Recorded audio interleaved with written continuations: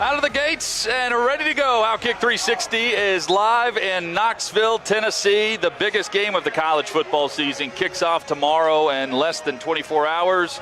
And we've got Tennessee and Alabama coverage throughout the day, as well as a great jam-packed college football weekend, NFL Week 6, and more. Alongside Chad Withrow, I'm Jonathan Hutton. Great thanks to the great OutKick crew for making it happen today on location at Cool Beans in downtown Knoxville, where the energy is definitely already in East Tennessee. Chad, let's get it going, man. And I say it every time we're here for a special show. Welcome to my home. Welcome. Thank you. We have entered Knoxville, my home, my alma mater. I will show you a good time, show you around. Davey Hudson, our producer, also a Tennessee grad from this area. It is a special scene.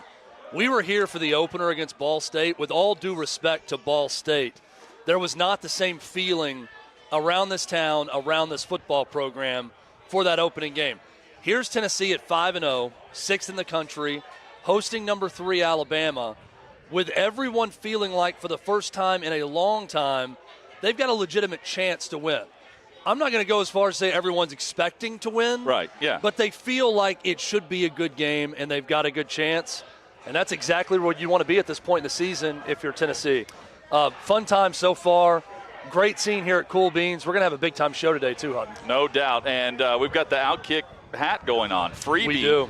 Here from great friend of the show, Peter Kern. Peter Kern, some of you in Knoxville may have heard of the Peter Kern Library, his namesake. Great friend of the show, brought these to us. Tennessee logo on the back. His has an Alabama logo on the back. Peter Kern, one of the biggest Alabama fans you'll ever find. And if you see the insignia on the side right here. Phi K. Phi K. It's got a lot of significance to us. It's got a lot of significance to Peter. But if we told you about it, we'd have to kill you. So it's sort of a Fight Club type situation, right? You know, the first rule is not to talk about it.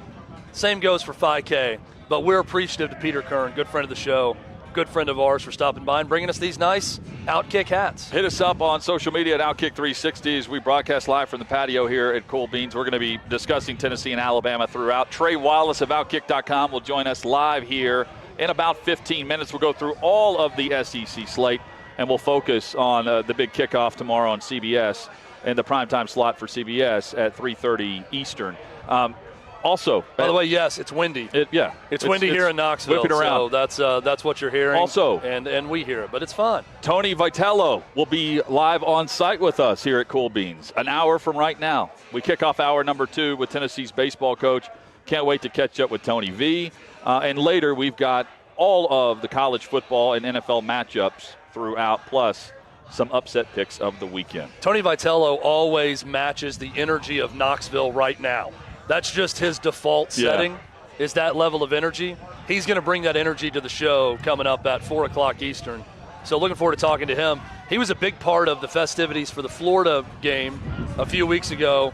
I'm sure he's going to be a busy man this weekend as well. Chad, while you're right, and I don't think the expectation is necessarily that Tennessee's winning this game tomorrow, there is certainly a mentality that Tennessee hangs with Alabama, right? Unbeaten versus unbeaten. Kickoff in Knoxville this year, knowing that it was a one-score game in the fourth quarter last year in Tuscaloosa. And in the grand scheme of things, as we look ahead in the SEC slate for Tennessee, the SEC East specifically, the game tomorrow doesn't really mean all that much in terms of win-loss record for what it could mean for Atlanta.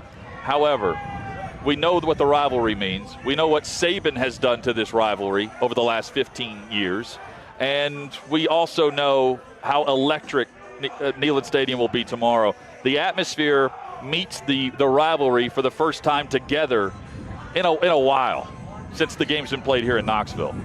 And you know that I'm not one often for hyperbole, but while this game won't make or break Tennessee's season per se, if they lose, right, it doesn't, the season isn't lost or anything like that. We all know that.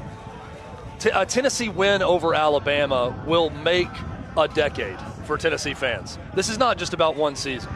This would be a memory of a lifetime because it's a series that's gone through these cycles of long winning streaks for one side or the other. We've never seen anything like this. 15 straight for Alabama. that is a lifetime for young Tennessee fans out there. A win over Alabama would just mean, like the SEC, it would mean more, but so much more in the grand scheme of things for the Tennessee fan base because of what it would represent. Media and Alabama are calling this the best matchup of this century between these two programs. And that's credit to Tennessee. That's them giving the tip of the cap to Tennessee when they describe that, not Alabama. Well, it's the first time I really feel like Alabama fans are a little bit nervous going into this game. I heard someone describing the Tennessee fan base as more nervous for this game than the game against Florida. I completely disagree with that assessment. Here's why. Tennessee felt like they should beat Florida. In fact, you must beat Florida in year one of Billy Napier, because if not, win, and you need to take advantage of that at home. Yeah. That creates a nervous energy, right? We're the better team. We should win. This should be the year. Go out and do it. And we've said that before. Not even should. This must be the year was the thought when that game kicked off, right? Yes. Tennessee got it done. This game, I don't think anyone's going into it saying, this must be the year. Tennessee has to beat Alabama in this game. So there's not as much nerves. There's just anticipation, excitement. There's this feeling of, man, Tennessee's relevant again. Even if it's for a week, if it's for a month, if it's for a season, it's all built to this point. Mid-October, we're in the thick of it. We're at the halfway point of the season. Tennessee's in the top 10, and they're playing in a game against Alabama that matters. And they're playing an Alabama team that, oh, by the way, they could beat if they play great in this game. So a lot of factors have led to a lot of excitement. A lot of Bama fans in town, too, per usual. So a lot of excitement on both sides. What is the latest that you've heard on Cedric Tillman for this game? I wouldn't expect him to play. We're going to talk to Trey Wallace here momentarily, who's going to join us live, who's been covering the story also. But I'm going to go back to the quote that Josh Heupel had on his SEC teleconference earlier this week, where he said, Cedric Tillman's only playing if he's 100%, and he's not going to go if he's not 100%. That, to me, was foreshadowing the fact that he's not 100% right now. It's going to be impossible to be 100% this closely removed to that tightrope surgery for the high ankle sprain. I think now even the most optimistic viewpoint would be he wants to be back for Alabama. This is the one he circled. Maybe he can get back for that. I don't think this says that there's been a problem with the recovery. It's just they didn't reach the most optimistic point of his return. I feel like we're going to see Cedric Tillman in 2 weeks right back here in Knoxville against Kentucky, because Tennessee essentially has a bye next week against UT Martin. Let's also look at the game from this perspective. Because at the open of the show, I'm discussing the game as if Bryce Young's playing. Right? I'm looking through that lens. If Milroe's playing, my expectations, they rise for Tennessee tomorrow with the way they stopped the run a week ago. Absolutely. So specifically from the quarterback. It's a little bit of pick your poison here, and I'm with you. I think it really is if Bryce Young plays, my pick would be Bama 38-30, which we've talked about. If Jalen Milroe plays, I think Tennessee wins. I think it's going to be a very good game and close, even with Milroe playing quarterback.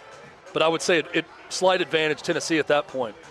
Now, with Milroe in the game, though, that even puts a bigger spotlight on what I think is maybe the best player in this game. Well, two best players in this game, and I'll give a third for Tennessee. Will Anderson on defense, absolute game wrecker, someone who can ruin the day for you with one or two plays. Yep. And Jahmyr Gibbs. With Milroe, Jahmyr Gibbs is even a bigger focal point for that offense. Tennessee has been good against the run this year. They've not seen a back like Jahmyr Gibbs, who I compare to Alvin Kamara, who we saw in Orange. Those are the two best players in this game. The other one's Hendon Hooker. So head-to-head, quarterback to quarterback, as crazy as it sounds, even if Bryce Young is fully healthy, Bama does not have a huge advantage at quarterback, even with the Heisman Trophy winner. Hendon Hooker's been that good. He's been that steady for this team.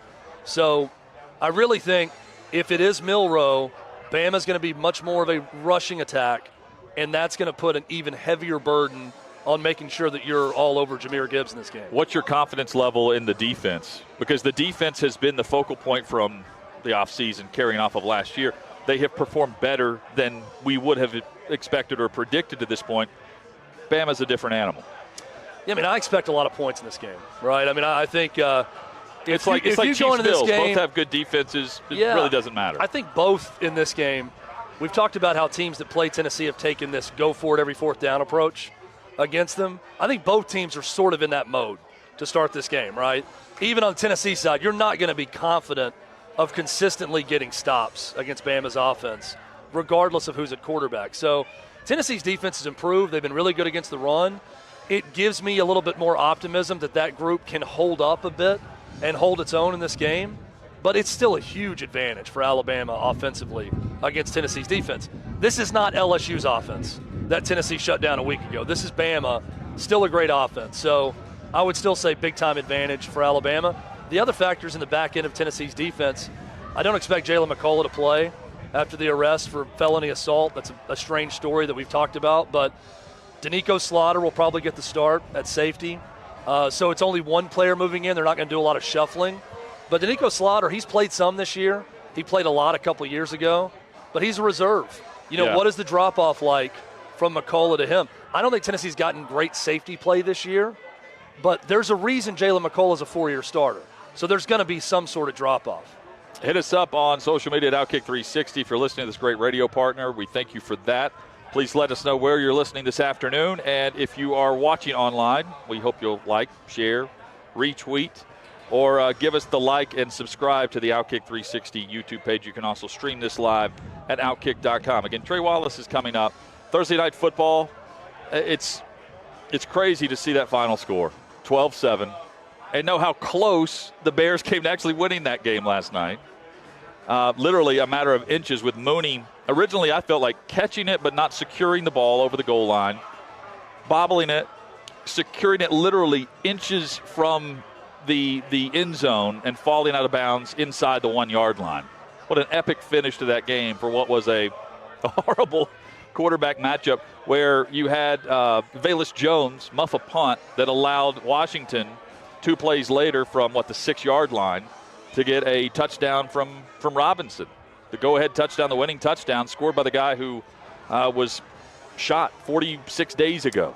He shot twice. Starts last night, and helps them win the game based on a turnover from Chicago. What a great story for Brian Robinson with the comeback from what he's dealt with in that game. But I'm watching this last night and watching highlights this morning again, and I am thinking to myself, how is this 2 of 32 teams in professional football? I mean, how is this 2 quarterbacks in professional football? How does this happen? Paul's not here right now, and this would be kind of a DYB segment for me to present to him. Yeah. Because I can understand I can't argue with the breadth of college football, Power 5 conference. Paul is right. You're going to get a lot of bad games, right? You're going to get some really bad football because it stretches so thin and there's so many teams. But at the top level, 32 teams comprised of 32 starting quarterbacks.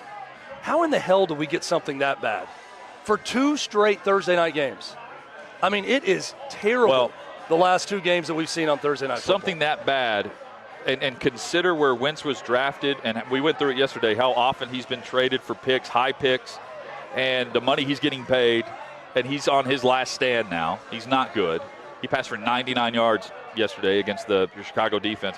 And then Justin Fields, who the Bears traded up for, have invested in, traded future picks for, and he's standing at the podium saying, I'm tired of hearing things are eventually going to happen for us.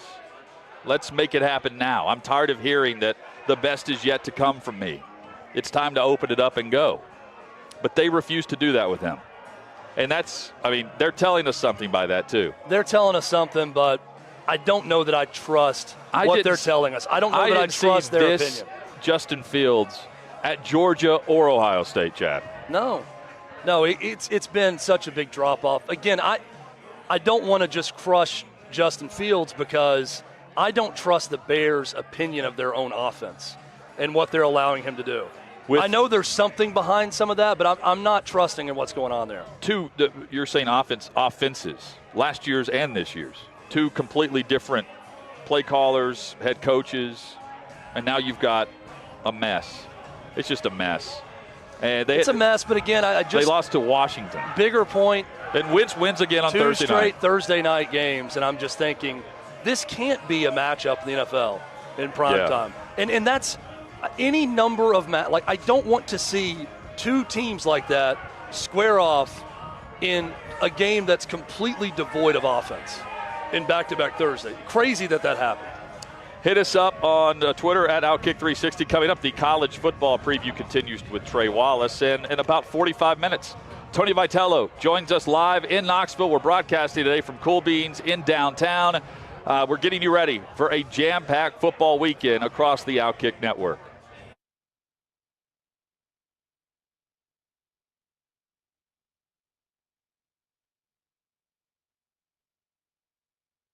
Hey, I'm David Hookstead, host of American Joyride, a podcast where we shine a spotlight on patriotism and American exceptionalism. Take a look. This is something, again, that I really like to ask military guys because I feel like they have unique perspectives, sometimes that surprise people.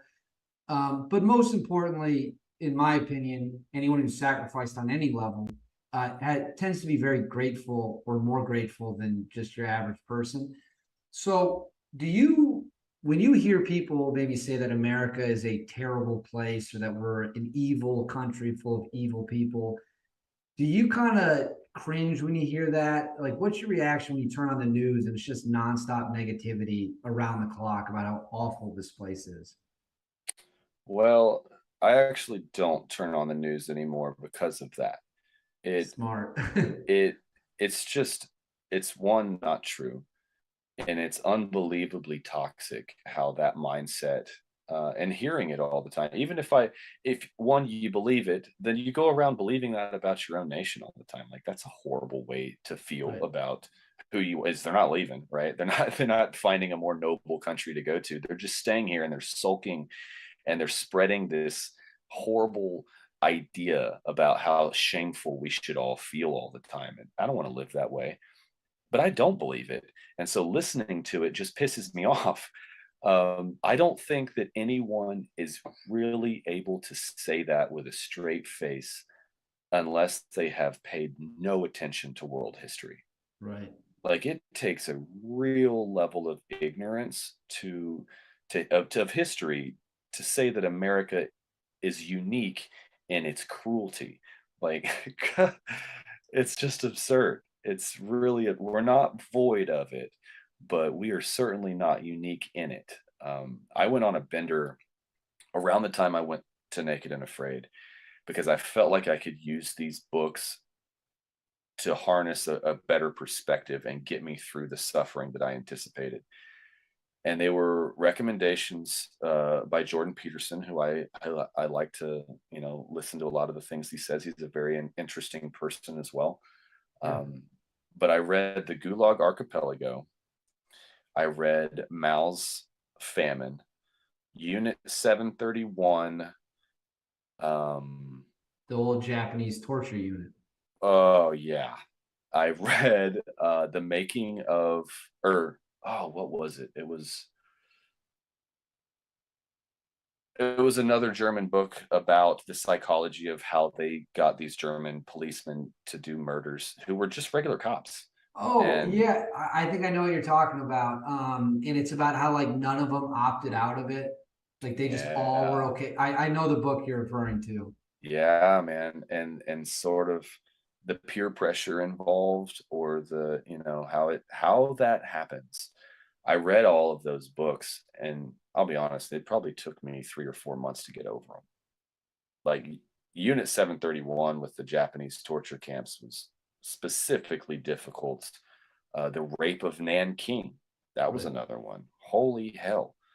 Like, how could you look at America and honestly believe, like, yes, we had slavery, but slavery was brought here because it was everywhere else, right? Like, this was the place everyone was going. We didn't invent it here, but we did get rid of it. And we killed a whole lot of people to do that. And I think that the people that say that, one, are either trying to be trendy and different, and they just don't understand what the hell they're saying. Make sure to catch every single episode of American Joyride at OutKick.com.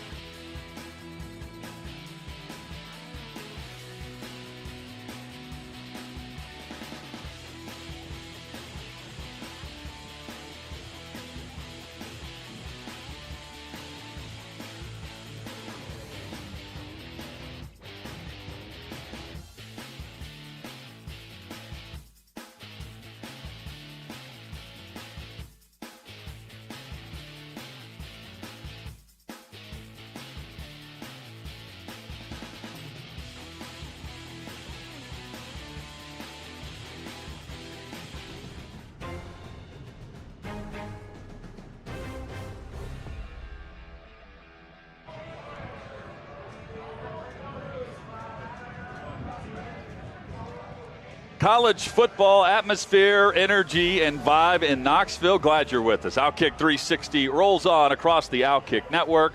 With Chad Withrow, I'm Jonathan Hutton, joined by Trey Wallace of OutKick.com. And no, he did not leave his house this morning thinking that, Alabama was coming to town as he's wearing the crimson hoodie. But props to you, man. This is a brave outfit as you walk down Knoxville. It's actually a social experiment. I'm doing for an article tomorrow to see how many times I get yelled at today. So we'll see how that plays out tomorrow. Hopefully the story will come out in the morning. I just want to see how many F-bombs get thrown my way today. But document all the F-bombs. Right, I'm just documenting them all. F-bomb meter. It was just a bad choice. I walked up and I was like, guys, I think I made a mistake. This is a bad choice that I walked out of the house with today. I actually did the same thing. I have another pullover that's similar to this, and it's crimson. Oh. And I brought it, and I'm thinking, maybe not the best choice. I'll probably just keep this one on throughout the weekend instead. Well, you were smart, so I screwed myself. But it's okay. We're here. This is awesome, man. Hey, we were talking right before you came on, Trey, and I read your piece at OutKick.com, sort of the scene setter for this week leading up to the game. Similar vibes to Florida week in what you saw? Is it different in any way? Does it feel even bigger now with another 3 weeks between it? It feels bigger. It feels like, we were talking about it before we came on, where it's hard to get around certain spots. That's what it kind of feels like here. I was walking around yesterday, and there was already, so many RVs coming in already from Alabama and Tennessee fans, and, fans walking around the stadium and stuff. And I didn't see that on Thursday for the Florida game.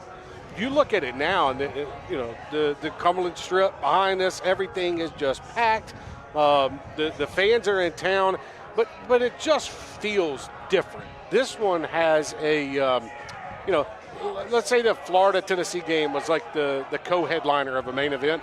This is the main event fight this weekend. And if you'd have told us this a month and a half ago, we'd have probably called you crazy looking back on it now. Yeah. But we're here, and this is college football at its finest. So, two-part question. What does this mean for Tennessee if they win tomorrow against Alabama? I'll set it up this way. The Florida game was a game where you could say, like, okay, Tennessee's, I think they're good. I think they're a good football team. LSU last weekend was hey, we're a good football team. Tomorrow is, hey, we're back. Tomorrow is hey, we're back. Take us seriously. I know you're not wanting to take us seriously, but you've got to take us seriously now. And I think that's what tomorrow represents, and it's huge for recruiting. It's huge for everything that goes on this campus. But nationally, you can look a lot of people in the eyes that downgraded your program over the last 2 to 3 years with the hire, and you could say, gotcha, we're back, and this was the right hire. Guys, what does it mean if Alabama loses this game? To be honest with you, to me it means that they're going to be okay. Like I think Alabama is not playing their best football right now. I think in 3 weeks, Alabama would be playing their best football, and then it sets up, the month of November, because a loss, and I hate to say it, but whatever. A loss doesn't hurt Alabama because they still control their destiny. They handle business. Yeah, they'll be in a playoff.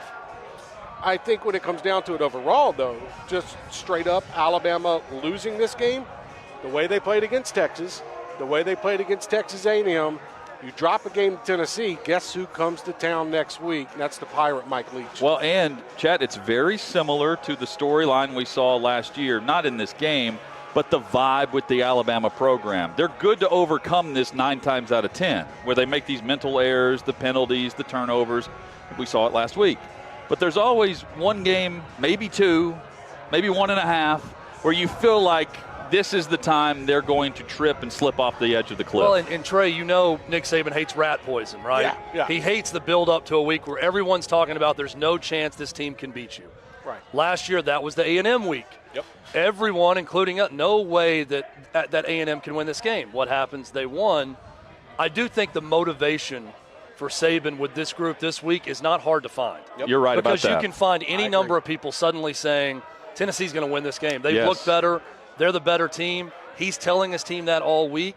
And I think the big question I have with Bama is, can they learn lessons similar to a year ago without suffering a loss? Right? It was the A&M loss where they learned some lessons from it, and they went on and won the SEC after that. Yeah. Did they learn their lesson against Texas? Did they learn their lesson a week ago against A&M? And now they start putting it on people starting this week. That's a big question I have going in this game, but it all centers around the quarterback, too, and what they can do. Right, and I think that's the biggest thing is what lessons are you going to learn tomorrow when Bryce Young steps out on that field. He's suited up. He's going to play in the first quarter, and Byron Young or Tyler Barron comes off the edge, and he plants him into the ground, and he's out of the game. And now they got to go to Jalen Milroe with, by the way, Ty Simpson would be technically the backup quarterback who is the better thrower out of the pair. So that's where it gets interesting. So let me try to set the game this way.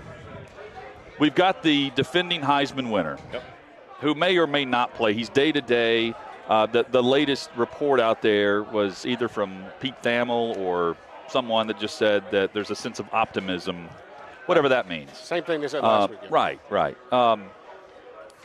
The Heisman showdown to me is Hendon Hooker and Will Anderson.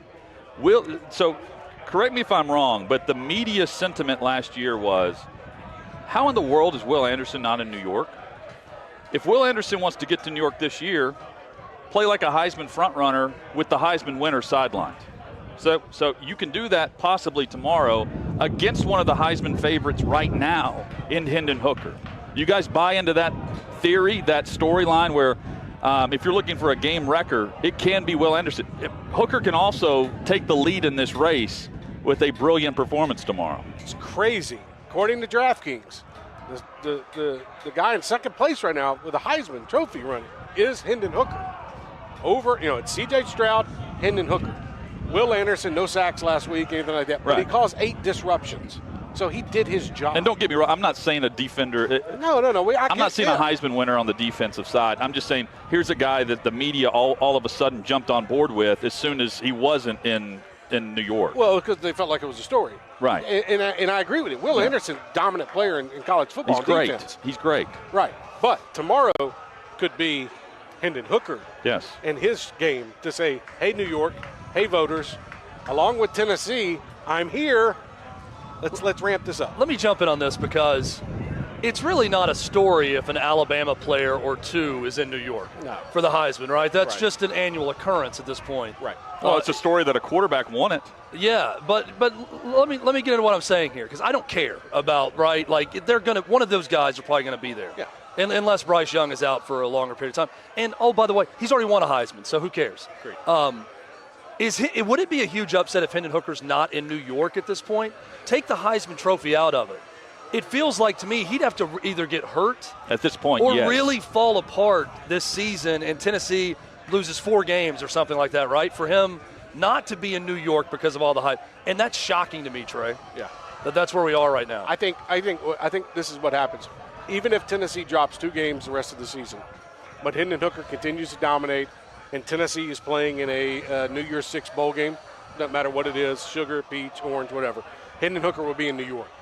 If Tennessee drops, let's say, 3 games on the season, then I think that would maybe take him out. I don't care if he has 300 yards passing that game or 100 yards that loss.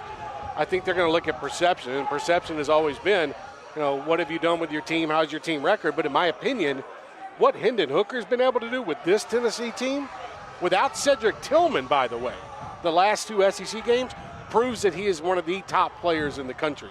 And I think tomorrow is another example for him, or another way for him to go out and prove that. We'll get back to this game with some predictions a little bit later in this segment, but let's bounce around the SEC a little bit. Yeah.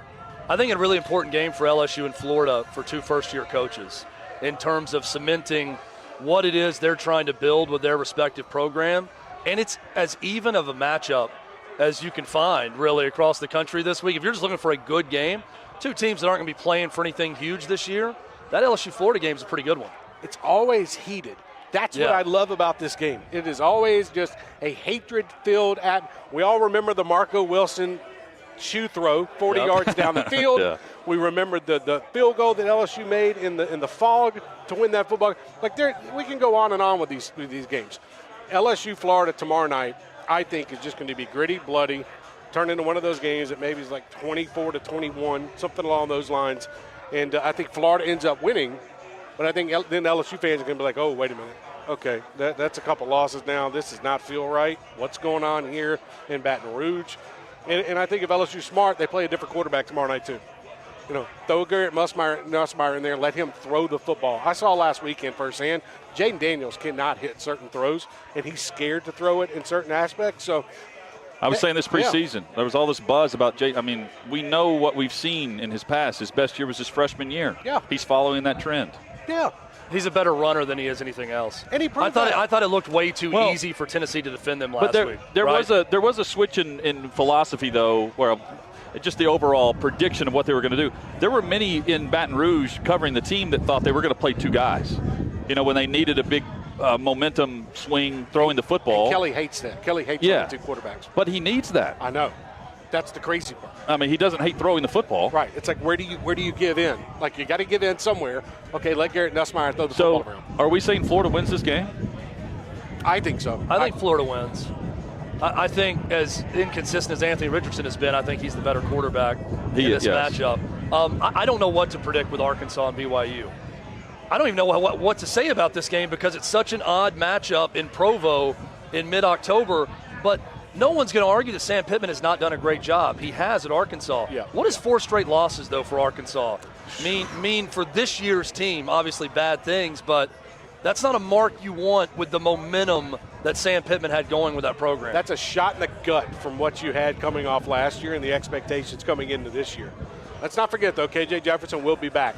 It was interesting that line opened up as BYU's 3-point favorite. Arkansas is now like a 2-point favorite. 5-point swing in that game, and I think bettors finally figured out that KJ Jefferson was going to play on Saturday. So, look, I look at that one in disappointment. And I want one previous thought when you were talking about Florida LSU real quick, too. LSU does not have Les Miles or Ed Orgeron on that sideline calling plays. And we know how gutsy he was in certain situations.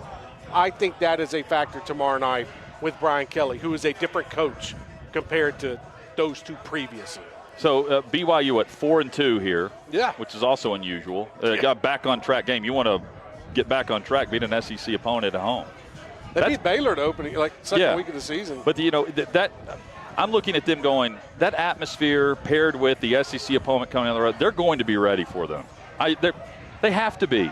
Yes. That program is made to play at home with that setting against this style of opponent. This is not the air raid. Afternoon game, too. To me, it seems like it could be kind of a low-scoring game. Yeah. I watched BYU play against Notre Dame last week, and I was just really underwhelmed with them athletically against Notre Dame's defense, where there just weren't a lot of threats for big plays.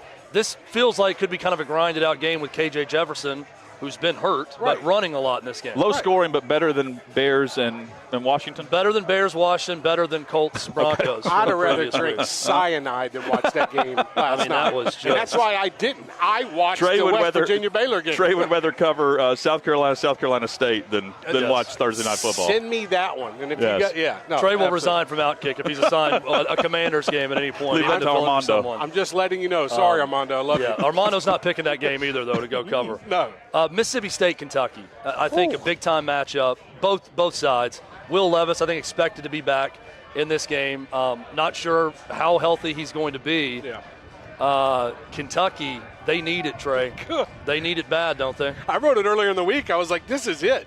This is a must-win game for Kentucky this weekend. Like, you got to have this one. And yes, Will Levis expected to be back, but it's not going to be the same Will Levis that we've seen the previous 5 weeks before he was injured. He's not going to be running up and down the field. He's still dealing with an ankle problem, so he's going to have to sit in the pocket and going to pass the ball around. I think this is prime for Mike Leach and Will Rogers to roll up to Lexington and throw that football all around the field. Little split of rushing as well, but Mississippi State goes up there and takes care of Kentucky, and they're in a weird spot right now, guys. Kentucky lost 2 straight games. If they lose this one, okay, it's basketball season. Chad, and John Calipari gets his way. Yeah, exactly. Then John Calipari's thrilled. Finally, we can focus on this basketball team. Damn you, football. It's been so neglected for so long in the Commonwealth. I fully admit I was on the Will Levis bandwagon, and to some extent I still want him to show me what I feel like he's capable of. Yeah. But what he's capable of is what Will Rogers is doing. And we're not giving Will Rogers nearly the attention that Will Levis is receiving, right? I mean, he's breaking SEC records. He's breaking Mississippi State quarterback records. He's in year 3 of this offense. I agree. And I think Will Levis has been promoted so much as this. I'm so tired of hearing the first pick or first 5 pick of the draft. Oh. To me, that is not Will Levis. It's October. Yeah. I get it. What do you mean? It's a ways until right. You end need of April. something to talk about here. I mean, come on, man. Like, let's be realistic. I agree with you. Will Rogers, the way he's slinging the ball, the way that he played against Texas A&M, then he turned around and did that against Arkansas. Both have decent defenses, by the way, and he's putting up crazy numbers. 40+. I love Will Levis, and by the way, I love what he does with NIL because every touchdown that he throws is $1,000 to the Make-A-Wish Foundation. Nice. So I love it. Mississippi State big this weekend. Is tomorrow staying in Mississippi? Yeah. Is tomorrow the last time we see Brian Harsin as Auburn's head coach? It was going to be the last time after the Missouri game if Missouri would have hit the chip shot field goal to win it. It's tough for me. In talking with some folks this week, they feel like that's the direction that this thing is going to go because they have the bye week coming up. If a lot of people didn't know, Auburn has a bye week next week, so technically 2 weeks off. And the perfect time to do this, as you guys both know, is your bye week. You name an interim coach. Auburn's football program is just fledgling. They're just bad. They don't have an offense in the second half. It seems like the team disappears coming out of the locker room. Just does not feel like a competitive football team. And once they go to Ole Miss this weekend and Lane Kiffin decides he wants to run up the score if he gets an opportunity, I think that's the final nail in Brian Harsin's coffin. And I think that, either Sunday or Monday, Auburn will be in the market for a new head coach, and Brian Harsin will get his full buyout. I want you to answer this question exactly as I ask it. Okay. Is Auburn smart enough to hire Matt Rule? No, they're not. But they're dumb enough and smart enough at the same time to hire Hugh Freeze. See, and I think Hugh Freeze would do a good job at Auburn. Would I would walk not on hate glass. that hire. Why wouldn't they hire Matt Rule, though? But because, to me, Hutton, it almost makes too much sense for Auburn. Yep. Like, what they need is a program starter, someone to completely build things from the ground up. That's not Hugh at Freeze? Auburn. I think you can go 2 ways here because there's 2 ways Auburn can go. Auburn can get a program builder, or they can go get somebody that's going to make a shock immediately on the recruiting trail.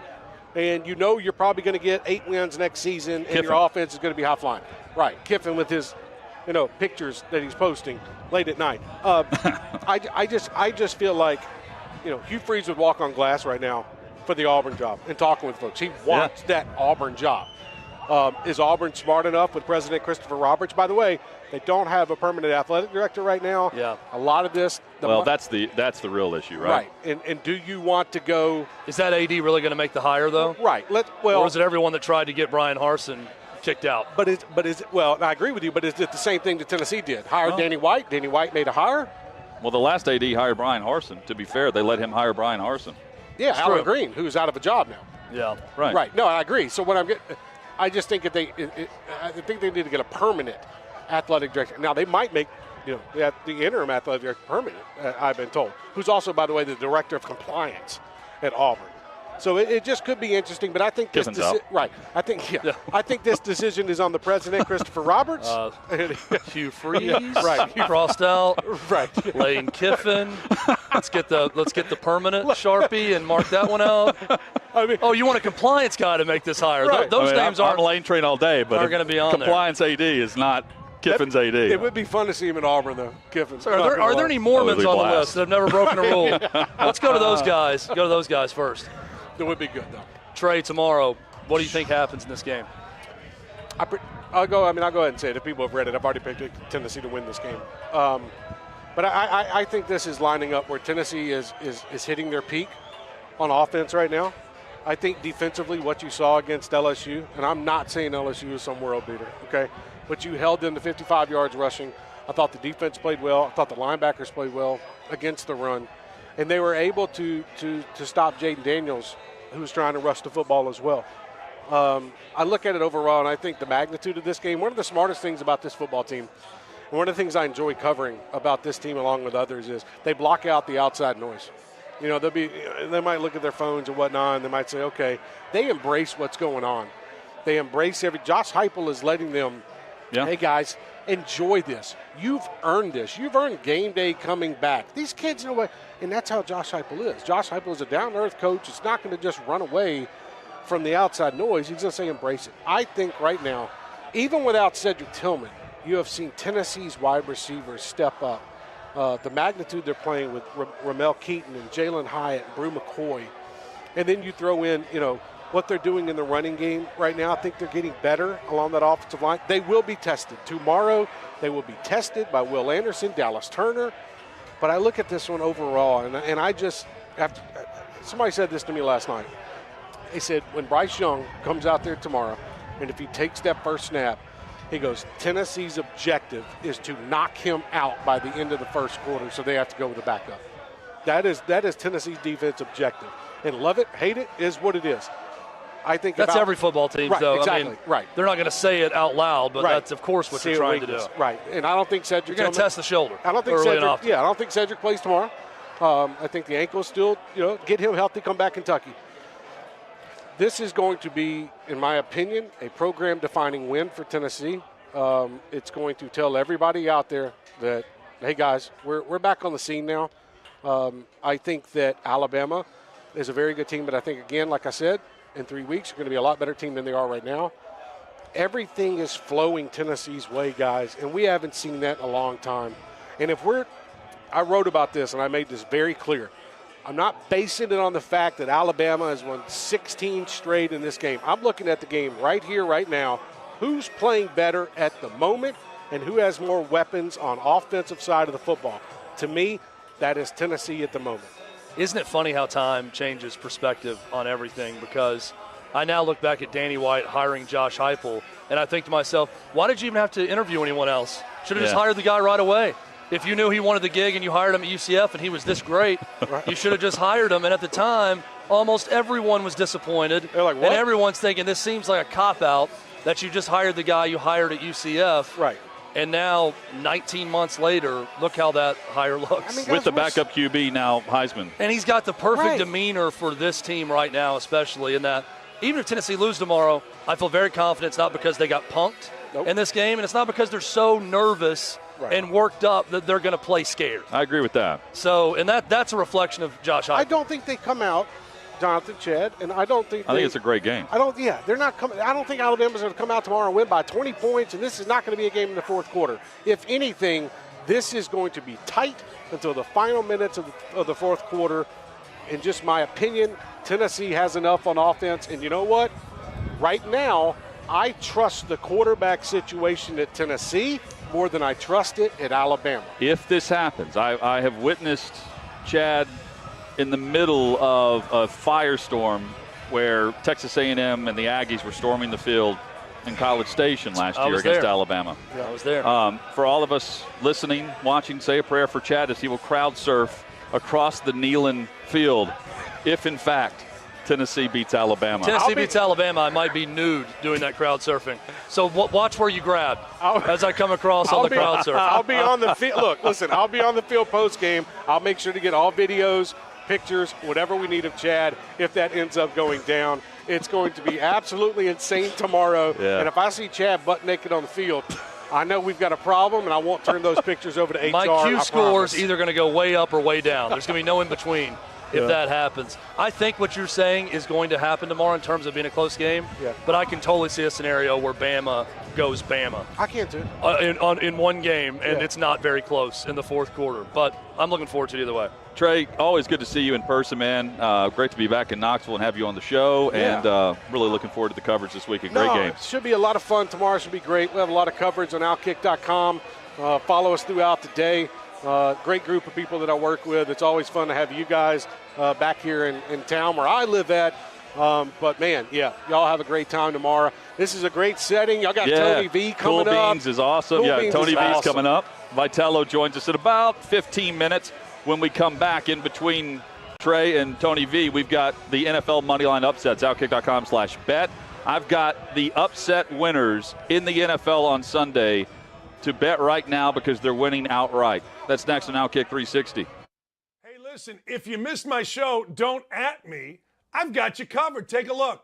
Is there anything Tennessee does? Is there like any tradition that you know of if they get a big win? So they haven't had one in a while, like of this magnitude. But the last time, so it was 1998. Steve Spurrier versus Philip Fulmer. It ends in overtime when Florida misses a field goal. The fans rush the field. It's funny, CBS had those expensive cameras they would put on the goalpost. Well, the goalpost came down. They both ended up on Cumberland Avenue, and then the camera as well ended up in the Tennessee River.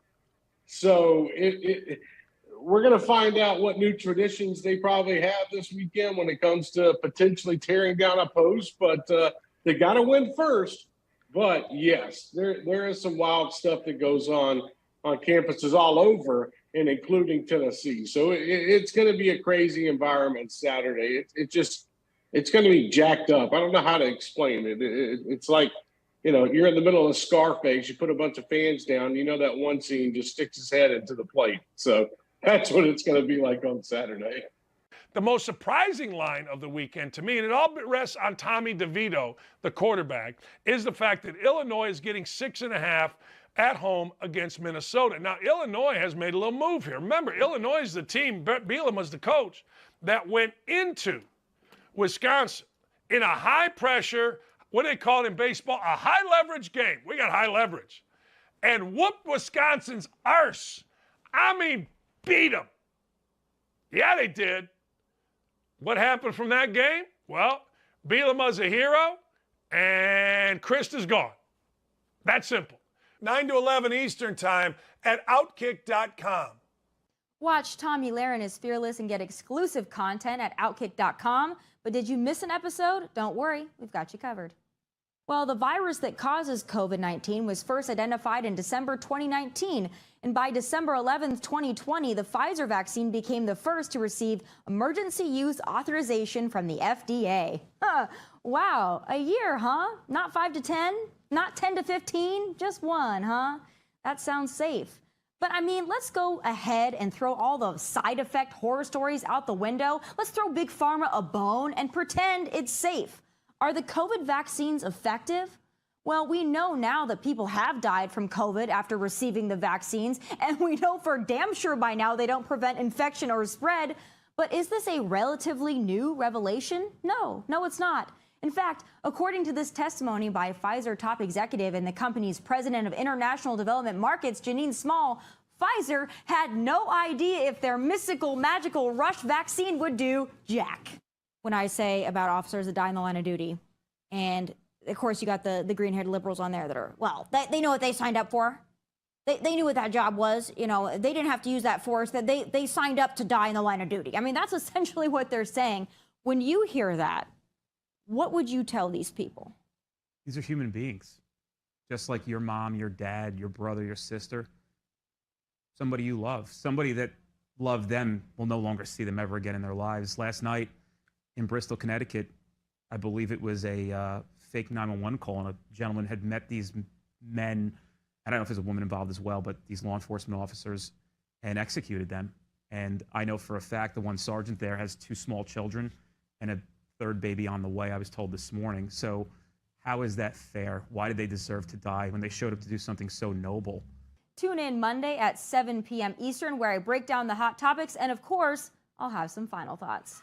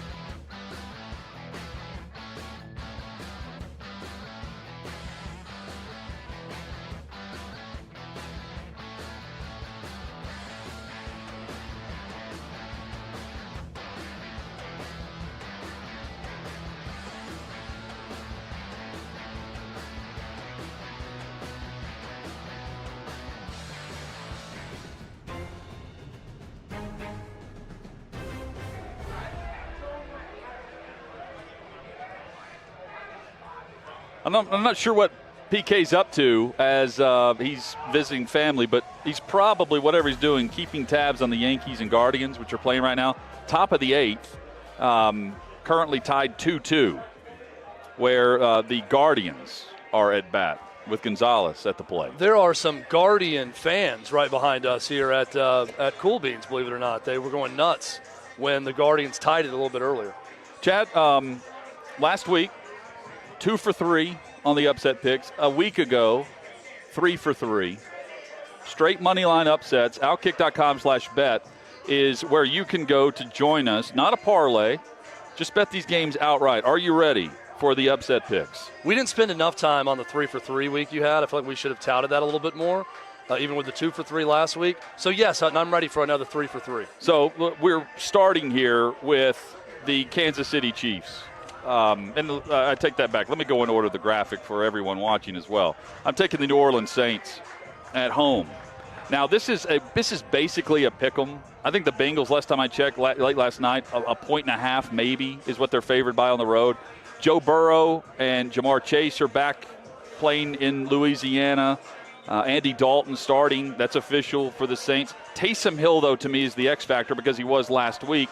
And the Saints defense is good enough to win this game at home against Cincinnati and get after the quarterback. The Bengals offense has been okay in recent weeks, and due in large part to pass protection for Burrow. But this is a big game for the Bengals, and I'm taking, believe it or not, I'm taking Dalton and Taysom Hill because I think they're playing with a bit momentum right now offensively. And again, the Saints defense is really where the money rides. Chiefs are the underdog at home for the first time in 46 starts at home. Patrick Mahomes is an underdog. When he's been an underdog throughout his career, he's 7-0-1. And all he's got to do is have the football last. So it's at least a coin flip in that regard. You're right. This is a great game. I realize I'm betting against Buffalo, but I'm also putting my money with Patrick Mahomes and the Kansas City Chiefs. I don't feel like you can go wrong doing that on any given week, even against the best competition. They have looked very good without Tyreek Hill, and maybe that comes back to bite them this week. Maybe not, because last year, Bills' defense was excellent. Didn't matter in the postseason. Give me Patrick Mahomes and the Chiefs just because of the home dog at Arrowhead. I think you're 2 for 2, Hutton, so far. 2 for 2. Finally, Seahawks-Cardinals. Wrong team's favored. Cardinals are favored on the road this Sunday in a game that could be pushed back 90 minutes. You can't bet against Geno Smith. I think Come on, Vegas. Come on. This is a under-the-radar shootout with Geno Smith and the quarterback play for Kyler Murray. One more week until they get Hopkins back within the Arizona offense. And I think they need him in a game like this. I'm taking Geno Smith, and I'm riding him for another week with the straight-up money line bet. And, I mean, Sean Alexander's got to mean something, right? They're retiring, and they're putting him in the Ring of Honor. It's got to count for something, Hutton. Plus, you know what Geno Smith does that Kyler Murray doesn't? He prepares for each game. And he doesn't have a clause in his contract for that. Tony Vitello is about to pull up live with us at Cool Beans. He'll join us as we continue our coverage from Knoxville. Tennessee and Alabama on OutKick 360. We're getting you ready for a big weekend.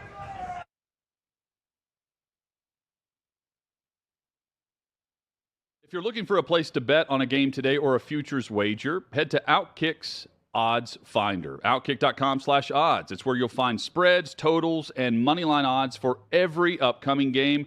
I love it because it's super easy to navigate. Bookmark OutKick.com/odds and make OutKick bets a part of your daily sports betting routine. For bets decided by season-long results, head to OutKick's Futures Finder. OutKick.com/futures. Just select your state, place your bet. It's honestly that simple. And similar to the Futures Finder, the Prop Bet Finder allows you to search by player, team, or game for any sport. Check out the OutKick.com/props, and from there, click the Odds tab. You'll go directly to the sports book to place your bet. Boost your game day experience with OutKick Bets. OutKick.com/bet. Get the edge with OutKick Bets.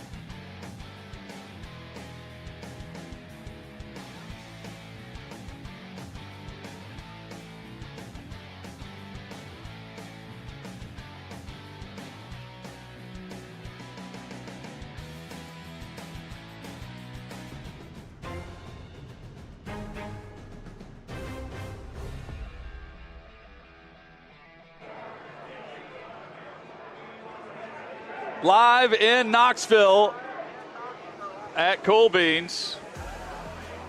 We're getting a feedback. We're getting feedback here at Cool Beans. Echo.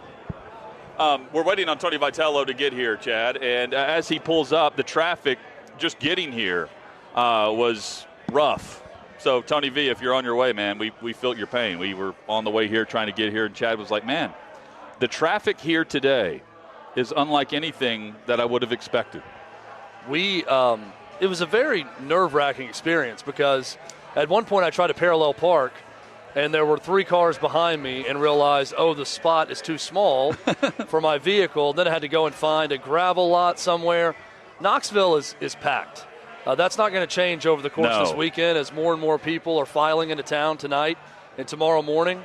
But, man, it's hard to get around. So Tony Vitello will join us coming up probably 10 to 15 minutes from now, which is good, Hutton, because we'll have a longer segment with Tony V here, and it'll definitely help our female viewership for that segment. So we're always looking for ways to make sure we're bringing in the complete audience and whoever we can. Having Tony Vitello here on camera for a full 20, 30 minutes is going to help that. Let's dive into some of Sunday's top games, and then we will go straight college football throughout. Jets and Packers is interesting. Green Bay's 3-2. It's the worst record through 5 games for Matt LaFleur. That tells you how dominant they've been through the month of September since he got there, and even before he got there, quite honestly. Aaron Rodgers has a lot to do with that. But the Jets are trending up with Zach Wilson and the young playmakers making plays, and they're coming off a nice win last week. And Green Bay's coming off the loss, coming back from London. Traditionally, the team has the option. You're given the option on if you want to take the bye week. This is the first weekend of bye weeks. So you've got teams like the Titans and the Raiders that are on their bye week early, 12 weeks after this. Other teams like the Packers could have decided, you know what, I'll take the bye coming back from London. They decided not to because it's so early in their season.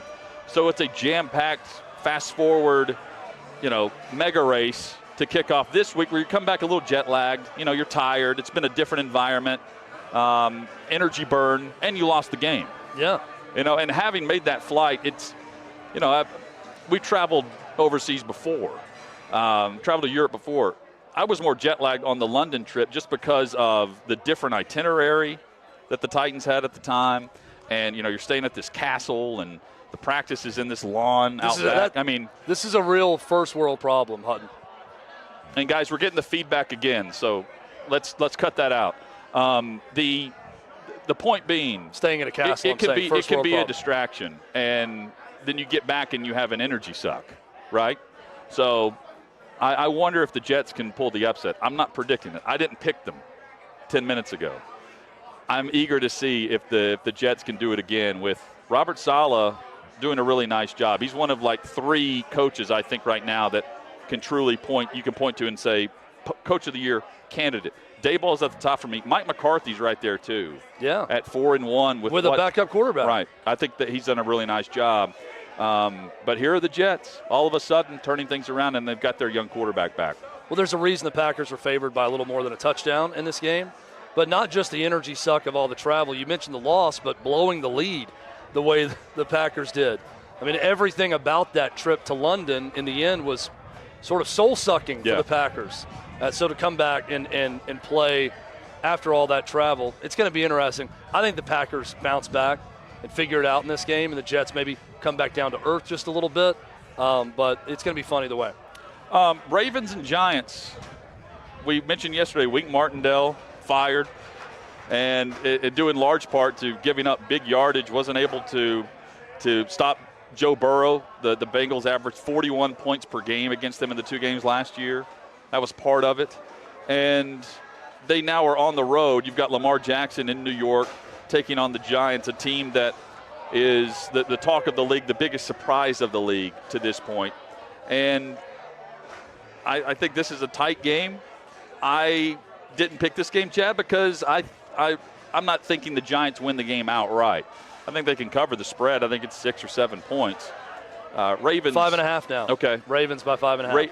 Ravens, I think, win this game, but this is one of those classic battles between Lamar Jackson and now Wink Martindale, defensive coordinator of the New York Giants. Yeah, I'm just mesmerized, Hutton, sitting here thinking we could be talking about the 5-1 Giants. Good. After watching them in Week 1 upset the Titans, the thought was, man, the Titans just lost at home to open the season to a really bad team. And if they can win against Baltimore at home, they're 5-1. Yeah. And it's really remarkable, just that entire division. When you look at what the Cowboys have done with the backup quarterback, the Eagles, and the Giants. I mean, it would be a huge win. I'm also with you in the reason you did not pick them in your upset picks. I think the Ravens get it done. Well, so dating back to last season, here's the X factor for Baltimore. And I know they lost their final 6 games last year after Lamar got hurt. But the X factor is Justin Tucker. He's 10 for 10 on field goal attempts from 50 yards and beyond from last year to now. He's also hit his last 61 field goal tries in the fourth quarter or overtime. He's just, there's not, I was going to say clutch. He's more than clutch. He's a guarantee. He's even like shrugging his shoulders to the crowd last week going, well, I hit one again. You know? I mean, he says he gets nervous every time he's out there. It does not look like that. Did you see where it was like a centimeter off, dead center of it? It was so close to perfectly in the middle of both uprights. So the way it was described in a tweet I saw was that kick would have been good if the goalposts were a half yard apart. That's insane. I mean, yeah, he's ridiculous. Like that's Justin Tucker in this era that he's gone about in his career, I really feel like is going to be an interesting person to look back on because the gap is so big. I feel like between him and the next best kicker right now, right? Yeah. There hasn't every era's had good kickers at the top, but the separation between Tucker and the excellence at his position is a real separator. Cardinals on the road against the Seahawks.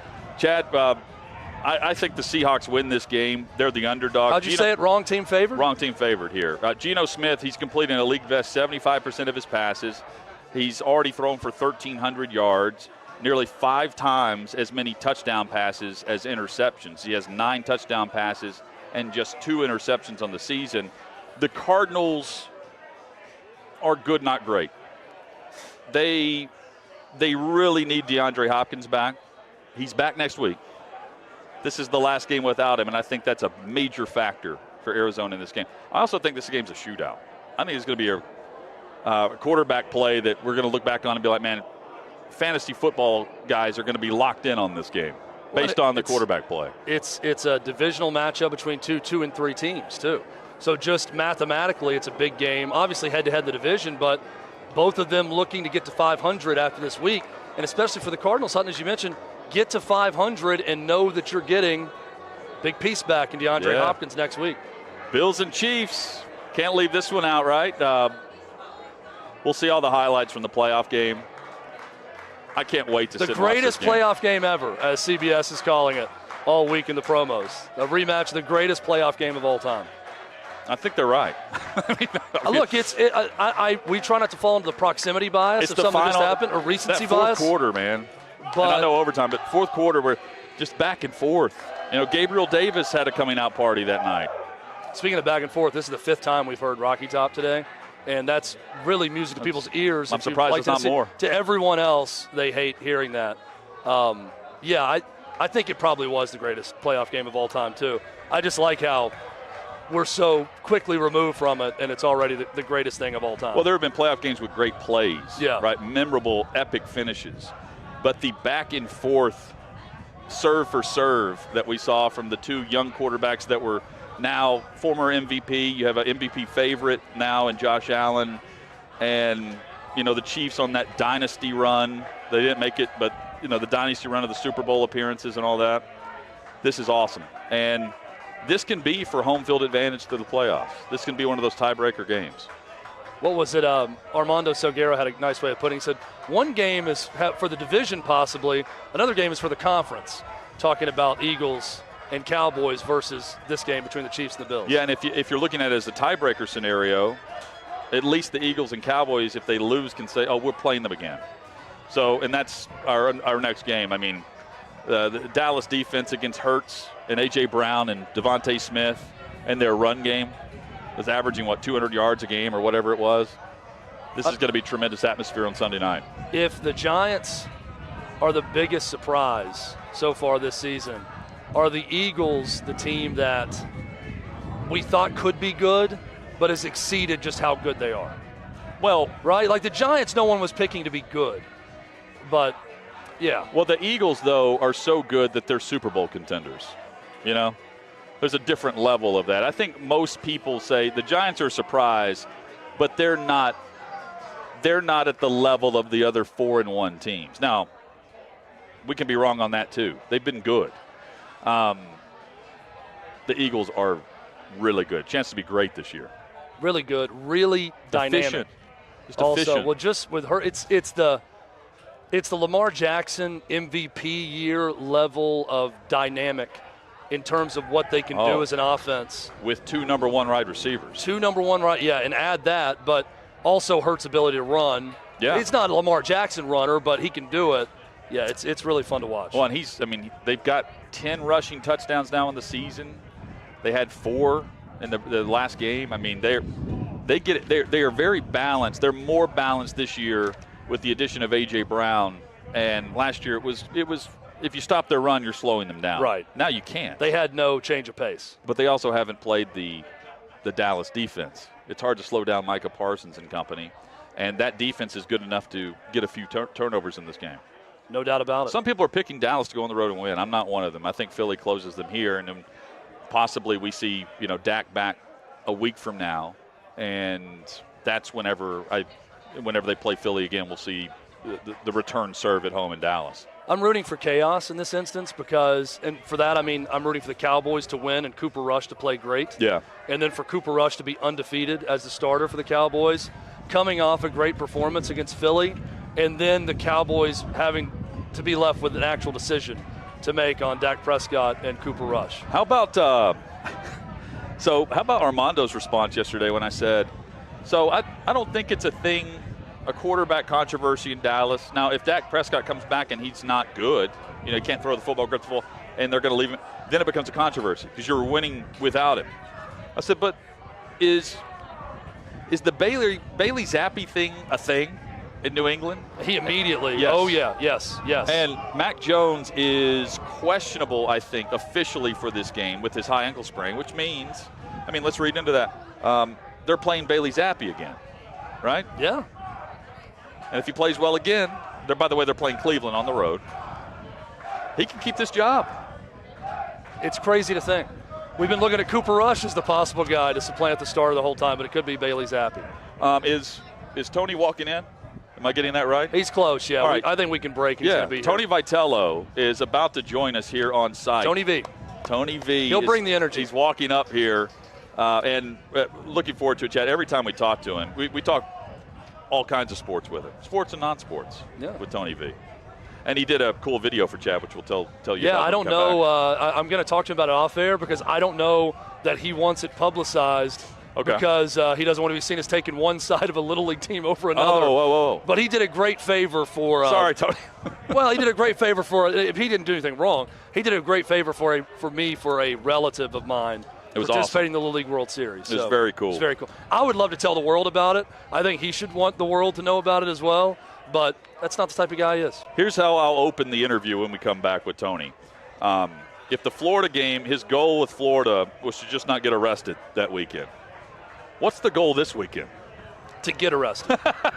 We'll find out. To get arrested. Tony Vitello joins us from Cool Beans in Knoxville, Tennessee, Alabama tomorrow. We're previewing this game all afternoon on OutKick 360.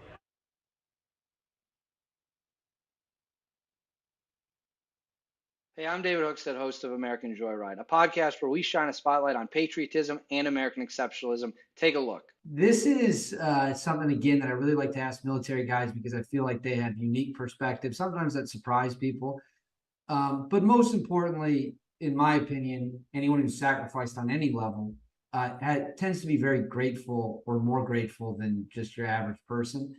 So do you when you hear people maybe say that America is a terrible place or that we're an evil country full of evil people, do you kind of cringe when you hear that? Like, what's your reaction when you turn on the news and it's just nonstop negativity around the clock about how awful this place is? Well, I actually don't turn on the news anymore because of that.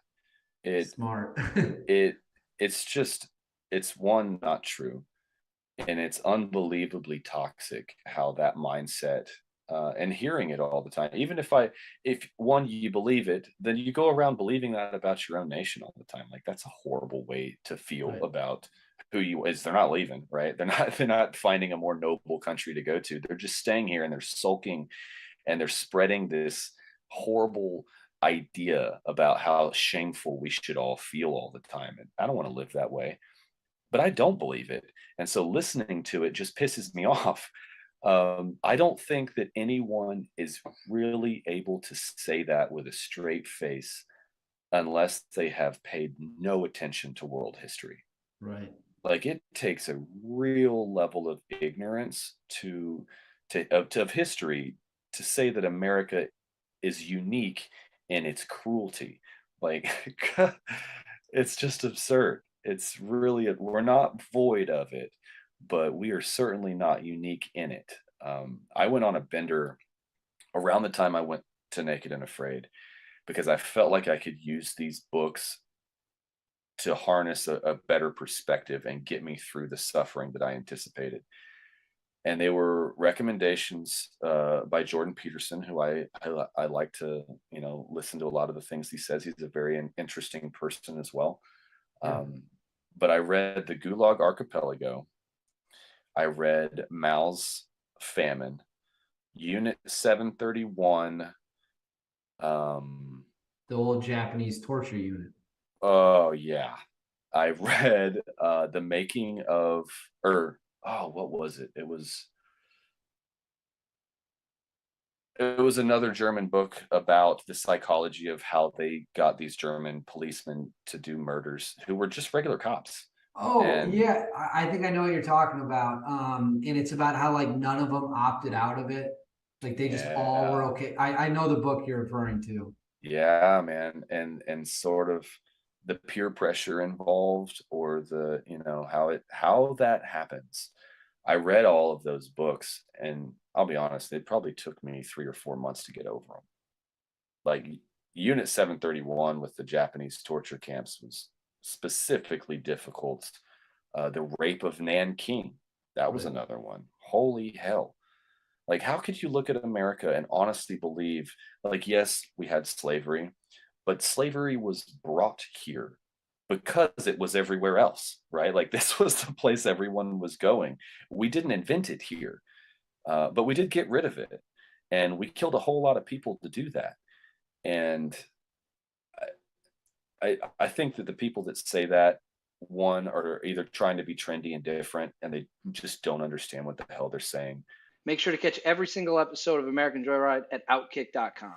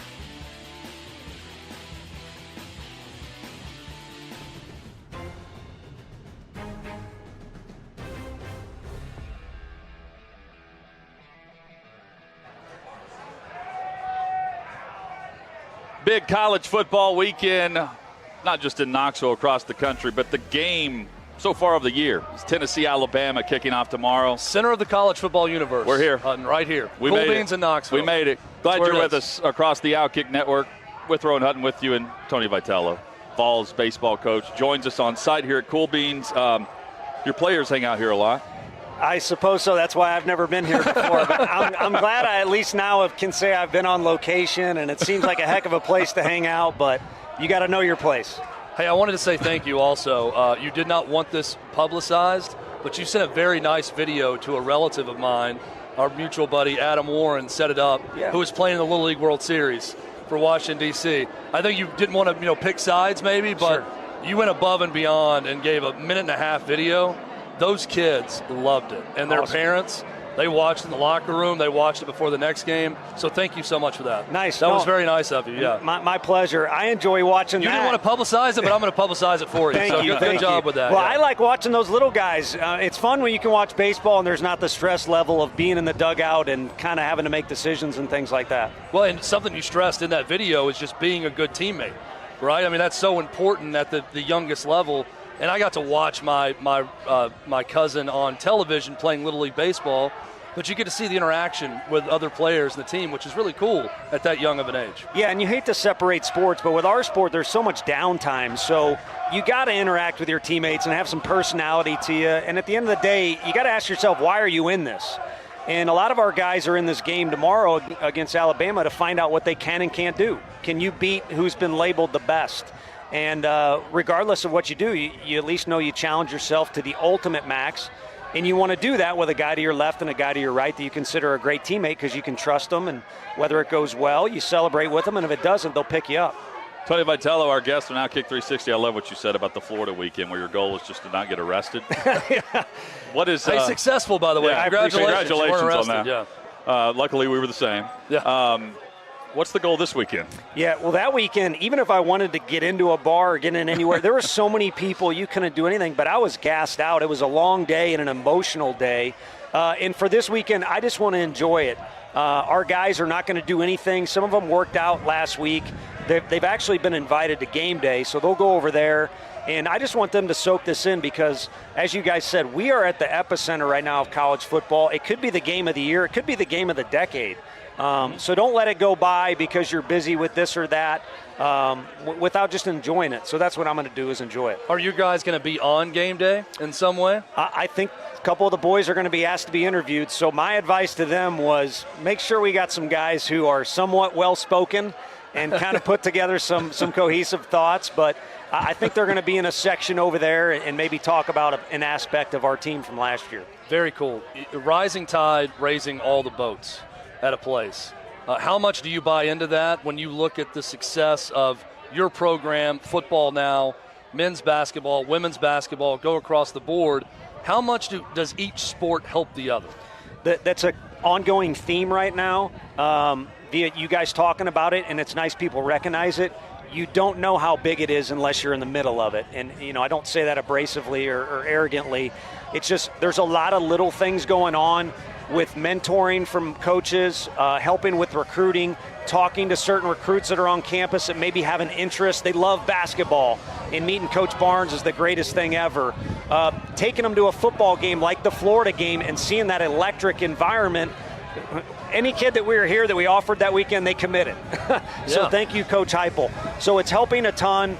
I'm looking forward to seeing how those relationships grow. But I'm telling you, it's helping more than there's some things underneath that are a huge help. I feel like you're a guy who doesn't say no to much in terms of helping out other coaches or doing things for the school. Do you find that other coaches maybe are reluctant to ask you at times to do things because they know you're going to say yes? And how do you balance that with a Rick Barnes, for instance? Because he seems like a guy who's probably going to say yes also. Yeah, I mean, he's a lot nicer than I am, and he's a lot bigger coach than I am. But you don't know till you ask. And so one thing that we've said, and I'm speaking for our whole coaching staff, is come to us with an idea. Like you got a charity event for our field. Ask us. Just realize we don't mind saying no. So if we can't do it, we'll tell you, because our obligation is to get this team in the best condition and be prepared for Vol Nation in the spring. And we don't want anything to interfere with that. But if there's a moment where I'm available outside of that or recruiting, then I'm trying to give back. I mean, this is the place that welcomed me and gave me my first opportunity. And then since we've been here, they've also been the group that has helped probably just as much as any coach on our staff. Vol Nation has helped lift our program up. What's been the key to the entire conference improving in baseball? It's not one or two programs. Right. The conference is up a shelf. The draft plays so much into our sport, and that's the one thing where it's really different. And I think kids are seeing life in our conference might be better than life. Bill Miller from the Red Sox just spoke to our team about being a teammate. He was on that team that broke the curse. Yep, 04. Came down from 03. He's the one who got the hit off Mariano Rivero to kickstart the thing. And he just said, hey, I'm going to tell your guys, they got it better than some big league teams here. And our guys are spoiled. They're on TV. The games are so fun to be a part of, and that's the same whether you're at Kentucky, our place, Georgia. So the draft is a big reason why. But it's no doubt, undoubtedly, the baseball separation between our league and other leagues is getting bigger, the gap. See, I would think minor league baseball would be complete hell 10 years ago on this, like compared to being in Knoxville. Sure. You know what I mean? Like, no, I don't know how that wasn't a selling point before now for the conference. One thing that happens is kids get emotional on signing day, and they don't have a good grasp on what money is. They're not in it to play the long game. What's the most exciting thing now? In defense of pro ball, they've kind of recognized why kids like college, and they've started to kind of introduce more of a college aspect to their minor league system where they educate guys. So, at the end of the day, we're all trying to help the guys reach where we're trying to get, and this is a heck of a place to do it. And you can build a personality and a brand here. You allow guys to be individuals, and they're allowed to build their own persona through NIL and other things. You can sell T-shirts and do all kinds of stuff now that you weren't able to do. Yeah, I spoke with a firm that wants to help. They want our team to be the first baseball team they interact with, and I think it's because there's some personalities, the fan base. There's a good formula here for kids to come do that. And the way we recruit is we put a magnet out there. This is how we do things, and it's for some guys and it's not for others. But once they get here, I think we do kind of have that formula of you get to carve out who you are as a person within the umbrella of the team. And our fan base, so if you got a mustache that's goofy like Kirby, or you're a real good player like Trey, they're going to adopt you and make you family. And I don't know that many other colleges can say they got a baseball fan base that'll do that. If there's a successful player or players at any program that starts to have some NIL success after they build that brand on campus, does that help in recruiting for a player to maybe not go pro if they see that with a program and think, okay, now I can also offset some income with an NIL opportunity if I'm one of the best players in the country? Yeah, I'll speak in vague terms to keep it compliant. Right, yeah. Big league teams. I tried to ask it in vague terms to keep it compliant. I appreciate it. It's a great topic, and not everyone knows which way to go with it. But big league scouts, major league scouts were very nervous last draft. We're going to offer this kid 150. Is such and such school going to offer 75 or 100?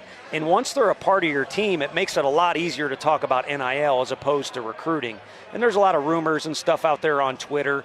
I think the bottom line is for our guys, when they're ready to go pro, it's time to go and go show what you can do.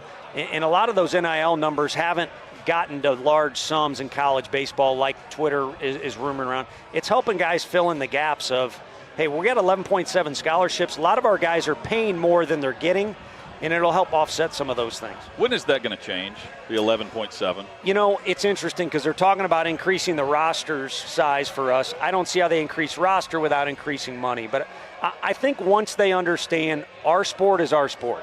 Track and field is track and field. Women's soccer is women's soccer. And now there's not a sport I could go down. It's not a big deal in college, and it's not on TV at times. So I think it's time to separate even softball, baseball. We both use a ball, we both use a bat, but there are so many differences starting with how many pitchers you need.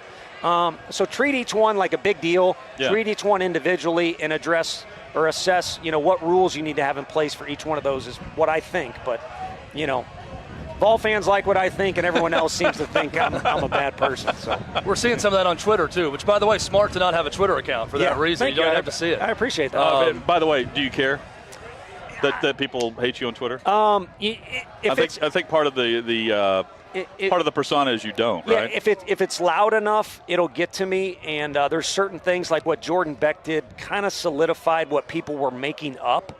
So if it's loud enough, it gets to me, and it's hard to ignore it. You're human nature, and I don't think I'm who a lot of people think I am. I wasn't a very good player.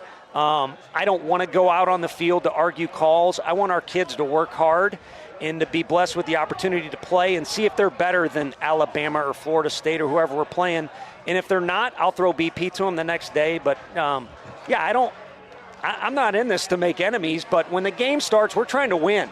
And I don't want to cheat myself or Vol Nation by not trying to go all in. I love it. What are people making up about you? What would be the biggest misconception out there that you've heard, something that got loud enough that got back to you that you say, okay, that's just not true about me or our team? Yeah, I think a win at all costs thing. There's other examples I'd like to throw out that involve specific players on our campus and stuff like that, but kind of the win at all costs thing, and we don't, double bird to everybody and we don't care about anybody else.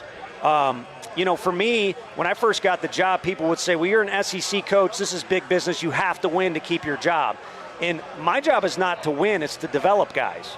And if we do a good job of developing guys, then they're going to win games. But, there's no win at all costs. I'm a big fan of Italy, Spain, Portugal. I've been to all of them.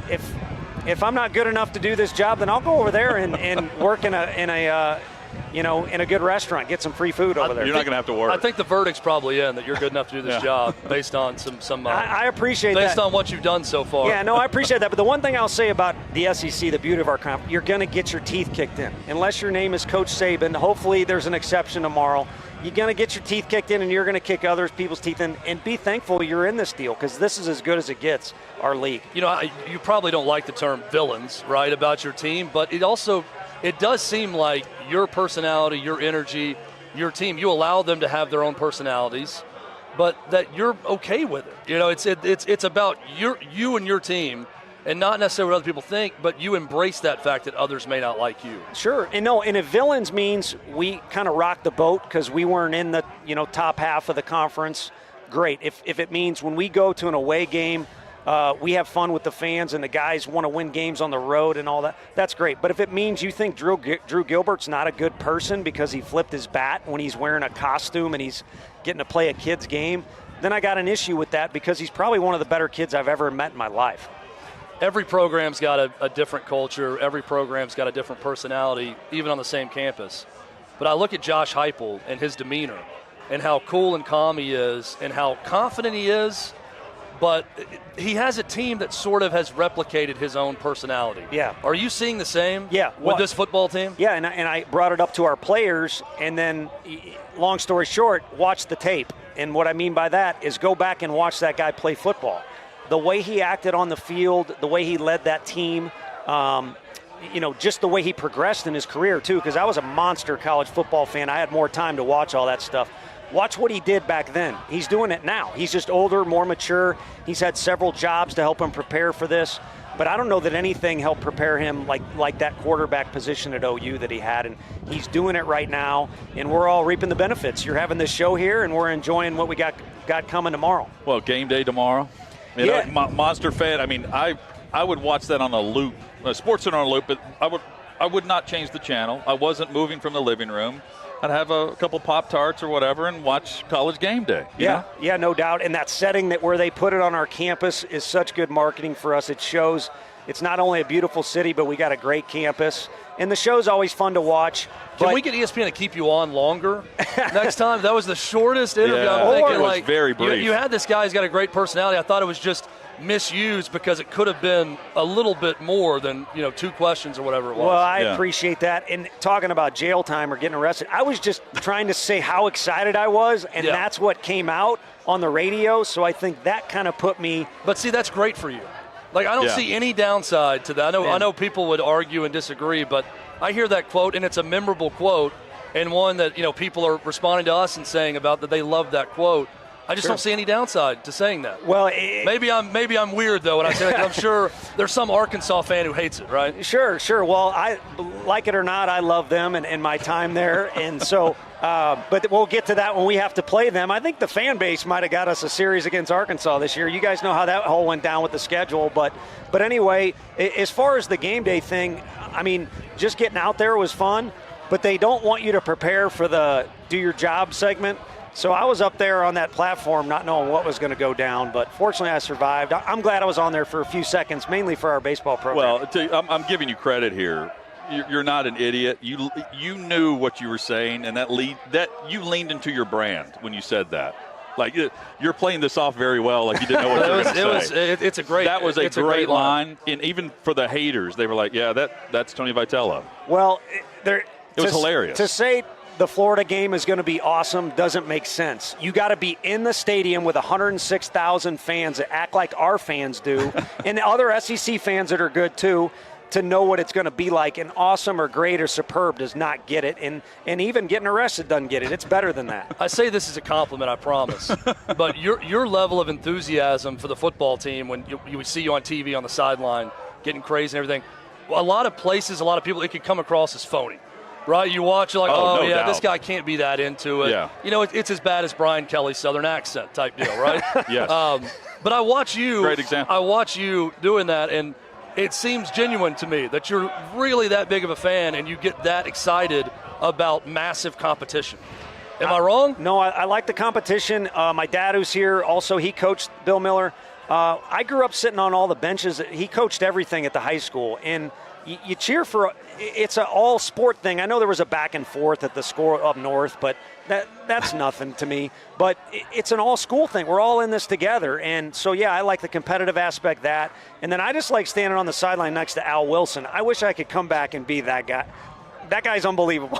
He's unbelievable. And how many people still shout his name when he's walking around that sideline? Everyone recognizes when Al Wilson comes back for a game. All of them, including his teammates. The way they look at him is different than it's such a close bond you can tell they had.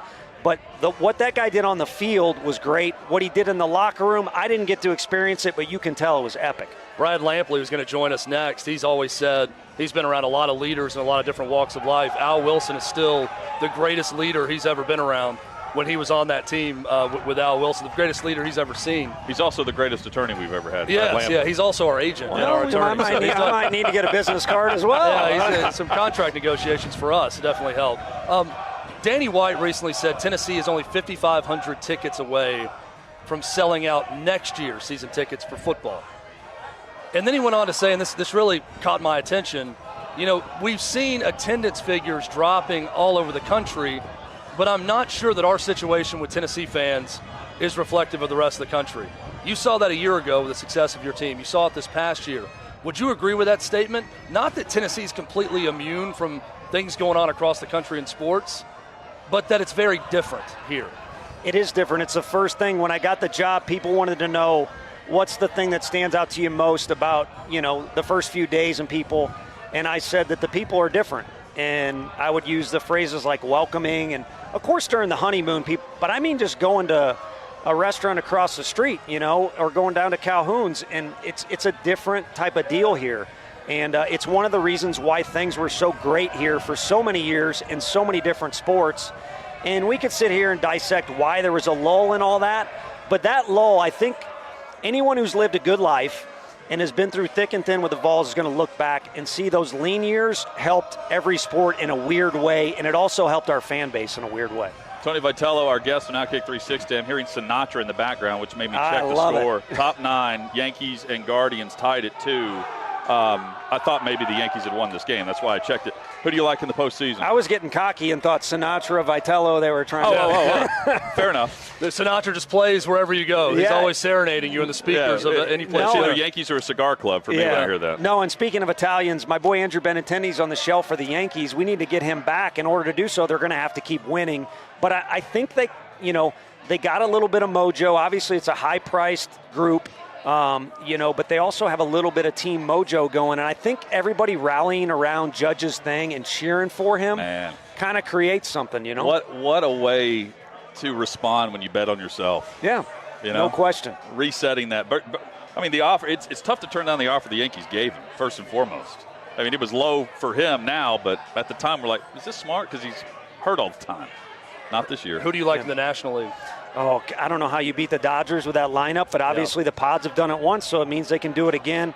The Braves, to me, are the easy team to say because of proximity. I've become a little bit of a fan, and I'm surrounded by them. But in proximity to a title also a year ago. Yeah. With the same group. But I think they've got the best culture. Now, having said that, we're fortunate enough to know a lot of people in Major League Baseball, and the Dodgers have a winning culture. Mookie Betts is a leader, as well as other players.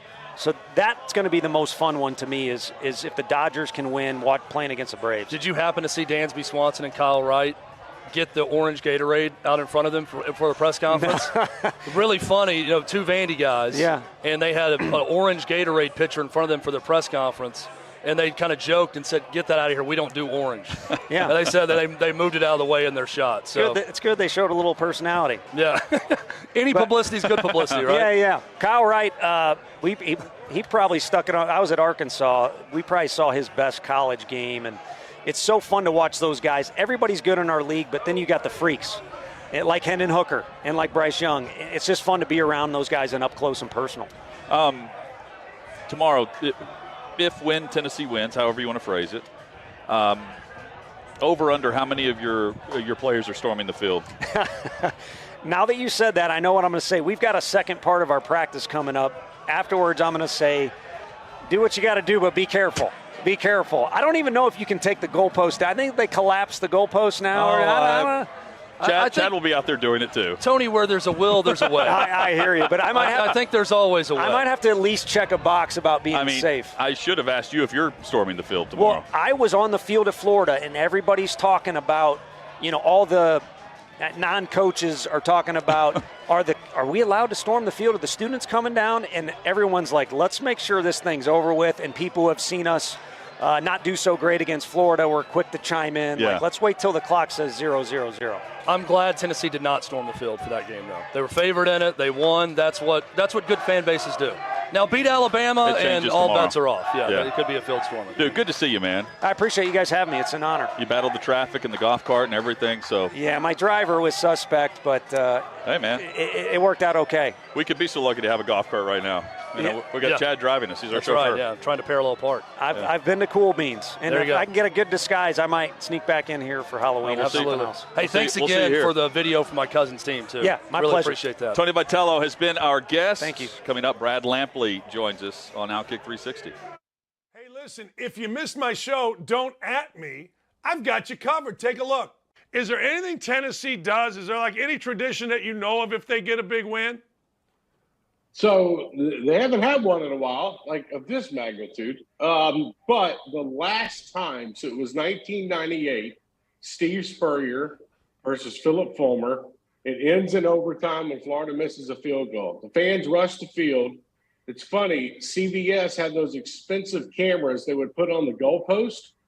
Well, the goalpost came down. They both ended up on Cumberland Avenue, and then the camera as well ended up in the Tennessee River. So we're going to find out what new traditions they probably have this weekend when it comes to potentially tearing down a post, but they got to win first. But yes, there is some wild stuff that goes on campuses all over, and including Tennessee. So it's going to be a crazy environment Saturday. It's going to be jacked up. I don't know how to explain it. It's like, you're in the middle of Scarface. You put a bunch of fans down. That one scene just sticks his head into the plate. So that's what it's going to be like on Saturday. The most surprising line of the weekend to me, and it all rests on Tommy DeVito, the quarterback, is the fact that Illinois is getting 6.5 at home against Minnesota. Now, Illinois has made a little move here. Remember, Illinois is the team, Brett Bielema was the coach, that went into Wisconsin in a high-pressure, what do they call it in baseball? A high-leverage game. We got high leverage. And whooped Wisconsin's arse. I mean, beat them. Yeah, they did. What happened from that game? Well, Bielema's a hero, and Krista's gone. That simple. 9 to 11 Eastern Time at OutKick.com. Watch Tommy Lahren is Fearless and get exclusive content at OutKick.com. But did you miss an episode? Don't worry, we've got you covered. Well, the virus that causes COVID-19 was first identified in December 2019. And by December 11th, 2020, the Pfizer vaccine became the first to receive emergency use authorization from the FDA. Wow, a year, huh? Not 5 to 10? Not 10 to 15? Just one, huh? That sounds safe. But I mean, let's go ahead and throw all the side effect horror stories out the window. Let's throw Big Pharma a bone and pretend it's safe. Are the COVID vaccines effective? Well, we know now that people have died from COVID after receiving the vaccines, and we know for damn sure by now they don't prevent infection or spread. But is this a relatively new revelation? No, it's not. In fact, according to this testimony by Pfizer top executive and the company's president of international development markets, Janine Small, Pfizer had no idea if their mystical, magical rush vaccine would do jack. When I say about officers that die in the line of duty, and of course you got the green-haired liberals on there that are, well, they know what they signed up for. They knew what that job was. You know, they didn't have to use that force. That they signed up to die in the line of duty. I mean, that's essentially what they're saying. When you hear that, what would you tell these people? These are human beings, just like your mom, your dad, your brother, your sister, somebody you love, somebody that loved them will no longer see them ever again in their lives. Last night in Bristol, Connecticut, I believe it was a fake 911 call, and a gentleman had met these men. I don't know if there's a woman involved as well, but these law enforcement officers, and executed them. And I know for a fact the one sergeant there has 2 small children and a 3rd baby on the way, I was told this morning. So how is that fair? Why did they deserve to die when they showed up to do something so noble? Tune in Monday at 7 p.m. Eastern, where I break down the hot topics, and of course, I'll have some final thoughts.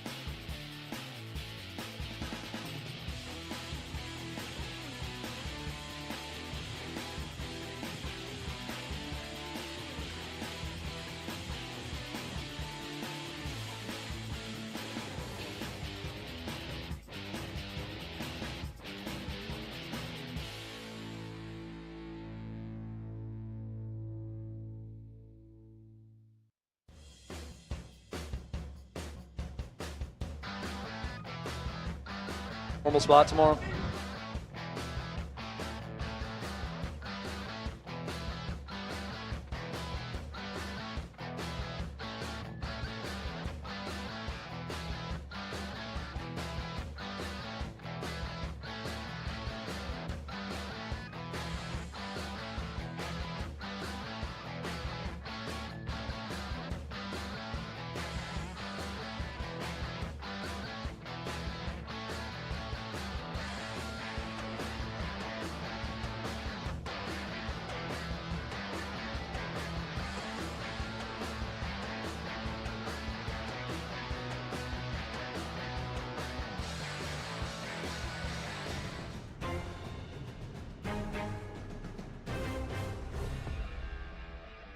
Really good, though.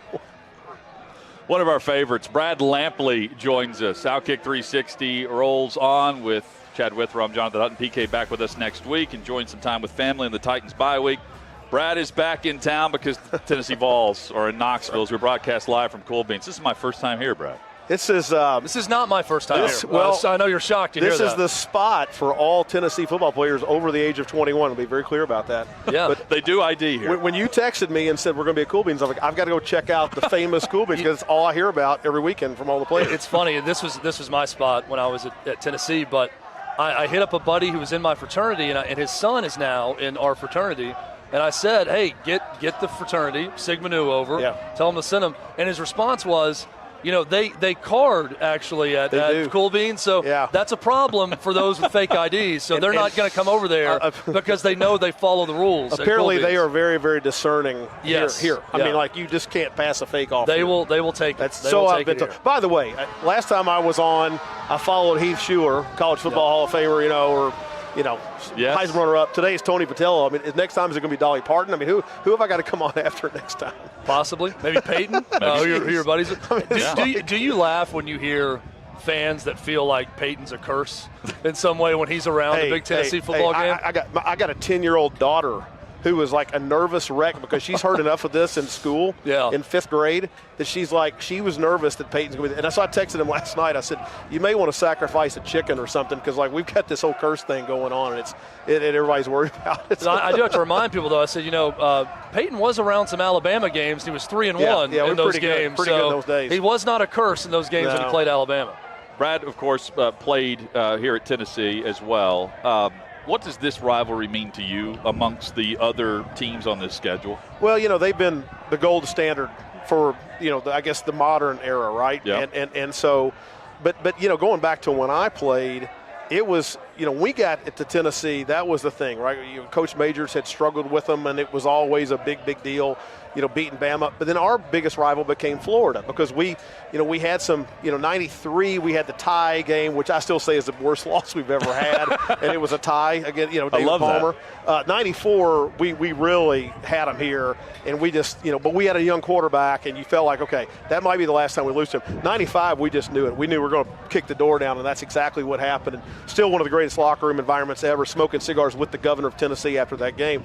But this has always been kind of one of the games, right? And so you can always tell a Tennessee fan by sort of when they became a fan, who is it that you hate more? Is it Bama or is it Florida? If you ask me, it's Florida because I almost went to Bama. A lot of our players that I played with almost went to Bama. That was really the decision to make. Now it's these guys have been up on top of the mountain so long. God, would it be cool to smoke a cigar tomorrow? That'd be one of the top 5 days of my life, I think, in most fans' I'll lives. smoke one with you either way. Win or lose, we can smoke one. We can. At least. Yeah, that's right. That's right. I'm old enough as a fan, but as someone who follows college football, to understand the significance of Tennessee and Alabama. Yeah. But I still hate Florida more. Oh, yeah. And here's the reason, Brad. Tell me if you agree or disagree. There is a begrudging respect between Tennessee and Alabama that does not exist between Tennessee and Florida. It's funny. I feel like the Alabama fans hate Tennessee way more than the other way around. I think there is from the standpoint of the guys that I played with, there's a respect for Bama. There really is, and I think the fans feel that same way. Florida's just, man, you get up the day of the Florida game, you're ready to fight somebody. It is just absolute hatred. That's just the way it is. It's kind of the way Bama A&M may become, right? Yeah. Just a sheer hatred, and it's good to have no respect either way. It's good to have a little hate rivalry, but it's also good to have the respect rivalry where you're going to – and look, we'll tailgate tomorrow, and I'll have a couple of Alabama football players, former players, at our tailgate. They're friends of ours. I mean, and just like that, hey, welcome on. It's two very, very similar programs. And if you're a historian of the game, if you love the game the way I know I do, the Bear Bryant, General Neyland thing, it's just so cool to be a part of this rivalry still. What have you learned about this Tennessee team from when you joined us prior to kickoff of the season against Ball State to today? They're starting to believe. I think before, we talked a lot about the culture, Ball State, and the culture is amazing. But, back then, Ball State, you really weren't sure what you had. I don't know that anybody thought we'd be, at this point, 5-0, the third Saturday in October. In Amazing Heupel's weather. second year. In his second year. And it just goes to show you sometimes you catch lightning in a bottle. And, I mean, with a great coach and a great culture, and it just happens. And sometimes, and I talked to Danny White about this the other day, sometimes it's not always the can't-miss coaching hire, because sometimes a lot of those can't-miss guys, they don't turn out the right way. I don't know that a lot of fans, Hype was in their top 5 of guys that they wanted, but look where we are now. And it's just, I think it's just the right mix of the kids and the coaching staff and the culture and all of it kind of hitting at once. And that's what it feels like. I don't know whether we win tomorrow or not. Honestly, you kind of feels like house money at this point. I agree with that. Because you don't win it, you're okay. You've got a lot of stuff out there still to play for in this day and age. So I can't believe we're in this position. It's really exciting. There's a mutual friend of ours who said this, and it rang true to me. He said, Alabama's really not special. They just hired the right coach. Right. There's no reason that Tennessee can't be that again or get on the same level by hiring the right coach. That's right. Yeah, we've got all the right resources. It certainly feels like a year and a half in, Tennessee's hired the right coach. It feels like it, and I just see how the kids have responded, how they believe in each other and the culture in the locker room, and it's just, and that you can't fake culture, you really can't. And culture, even this day and age, yes, talent is paramount, right? I mean, you got to have the talent, you got to have the Jimmies and Joes, as Coach Fulmer used to say, but man, you've got to have the right culture too, because if you've got supremely talented guys that don't like each other, aren't going to play hard for each other, or aren't going to play hard for the staff, it doesn't matter, you know. And we've seen a lot of those teams. You know, we're starting to see some of those teams now, quite honestly. Not naming any names, but there's some teams with a lot of talent that aren't really playing all that well. Brad, final 30 seconds here. You make the drive from Nashville to Knoxville, and you always get energized and amped up on your drive to Rocky Top. Yeah. What was this drive like for you? We've been up here all week. We went to Dollywood yesterday. Our youngest is on fall break. There's just nothing better than East Tennessee. I mean, my gosh, this place is amazing. It's gorgeous. The fans, the way it matters here. I've been watching the Vol Navy show up. I mean, there were like 5 boats on Monday, and now there's like 35. It's just unbelievable. This place is amazing. I mean, it's college football heaven. That's what it is. Here we are. We are here. We're in Knoxville. We made it. The college football universe is centered right here for Tennessee and Alabama. It will be on Chad Withrow's top 10 games of the college football weekend. Those are next. What's up? It's Hutton, OutKick 360. It is time for the 363 in 60. All right, first question. Why are you a better team player than Clay Travis when it comes to the OutKick Fantasy League? Because I actually follow through on the punishment. D-back play, D-back. And if you owned an NFL team totally brand new, you had to name it, pick the colors, the mascot, what are you picking? The Alphas. That's the name of my team. And I'm moving to either Vegas or LA for a third team in LA or a second team in Vegas because everyone wants to go out west amongst the NFL owners. F, marry, kill, breakfast, lunch, or dinner? I am killing breakfast because I don't eat breakfast. I am marrying lunch and effing dinner for sure. I can carry over with 1 meal per day if I had to. Absolutely no breakfast for me.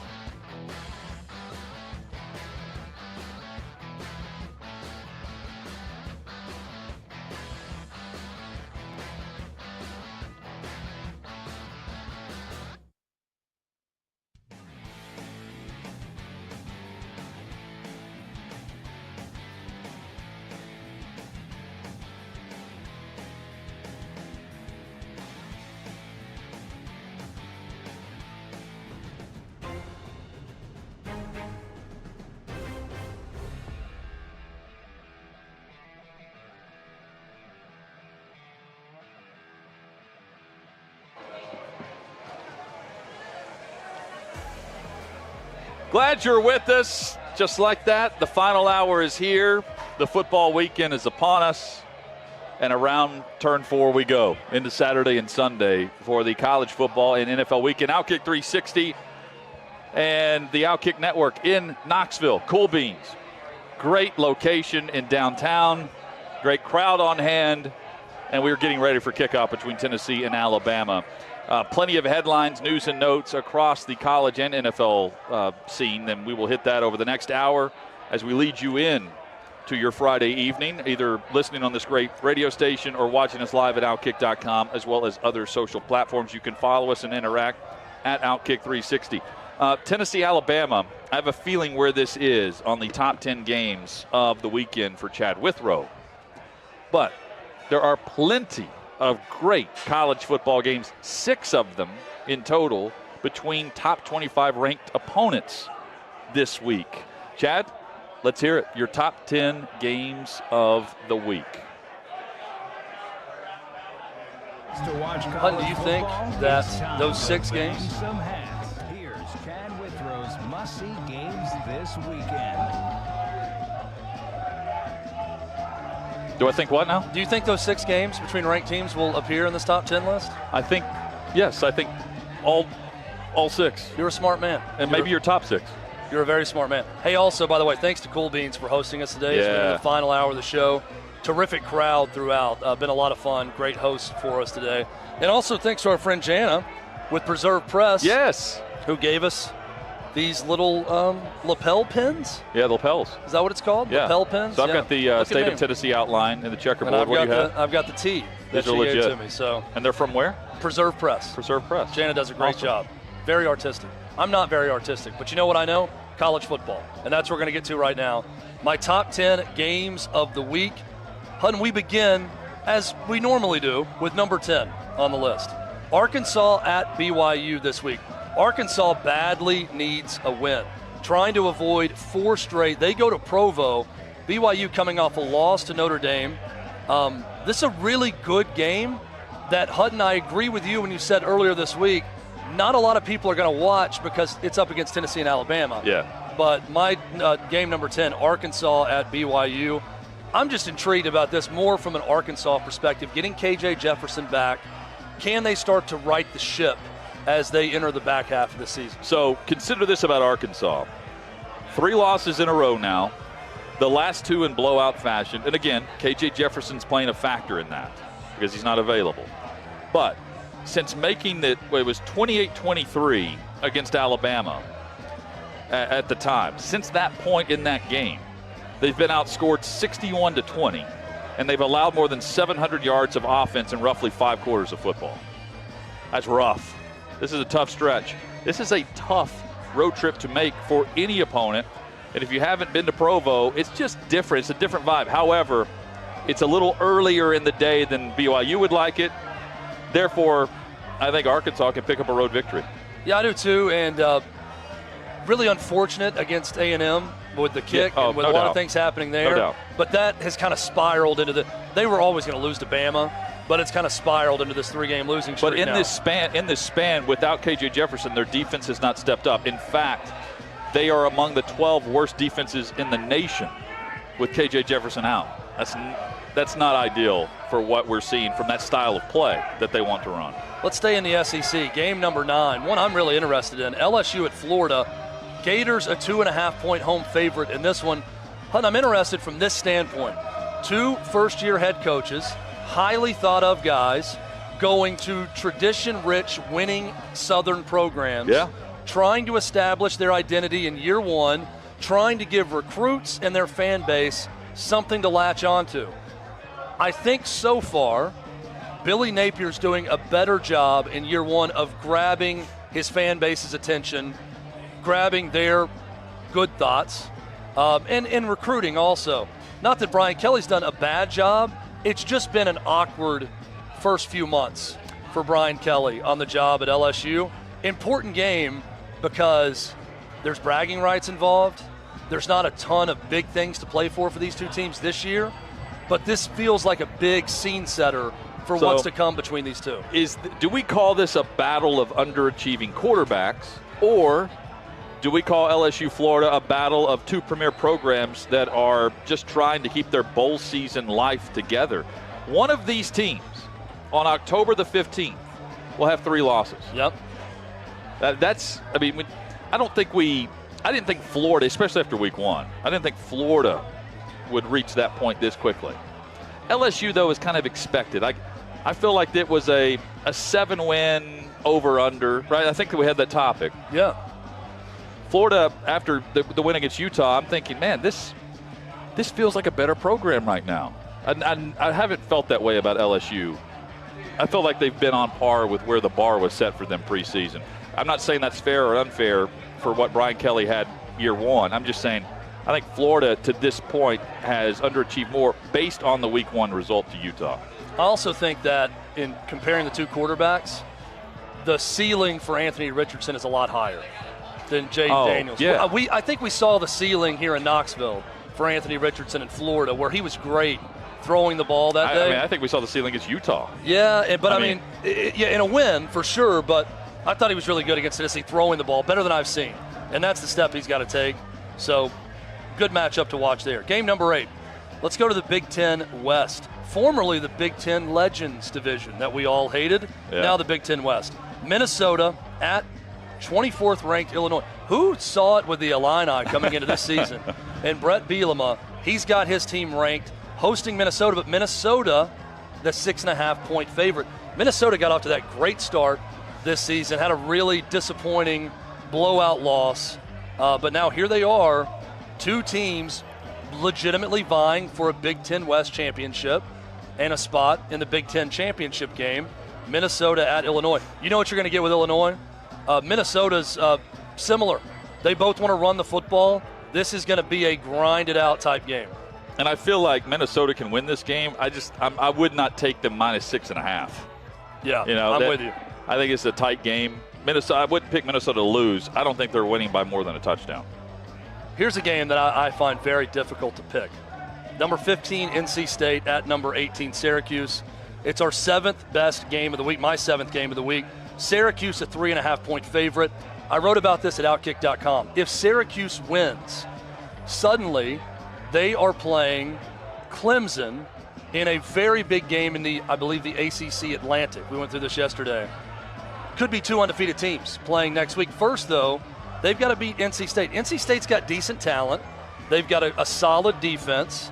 They've been underwhelming with Devin Leary at quarterback. Yes. This is a great opportunity for Dino Babers' team at home to stay undefeated. So far, Syracuse's biggest win this year was over Purdue, and they blew out Louisville.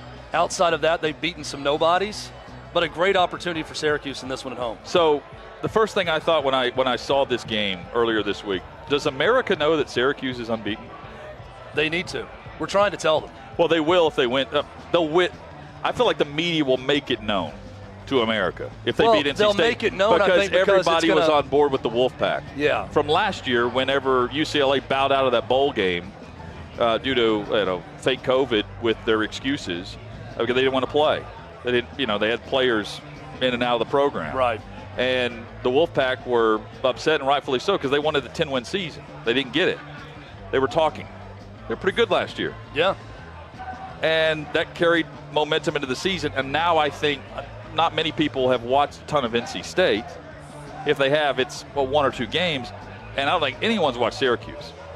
So I think we learn about Syracuse. If they win, we'll start to have some 1 or 2 names that become household names across college football. I think also a Syracuse win would mean the hype machine will get going just to hype up whoever has the broadcast next week of Syracuse-Clemson. Oh. So that's going to help people know that Syracuse is undefeated. Yeah, and then that could be a game day. That game day could be on campus in Clemson. And look, the Northeast is not what you immediately think of for college football, obviously. But I think it's good when there's a really good team in the Northeast, and Syracuse could become that team this year. Game number 6. Number 4, Clemson at Florida State. Clemson, a 3.5-point favorite. We're staying in the ACC for this one. These next 3 games for Clemson, they've got at Florida State, they host Syracuse, they get a bye, and they go to South Bend to take on Notre Dame. Going to tell us everything we need to know about Clemson, and if they get through this stretch unscathed, go ahead and put them down for a college football playoff spot with the remainder of their schedule. But a big one first at Florida State. The Tigers only a 3.5-point favorite. Well, and that's because Florida State has talent.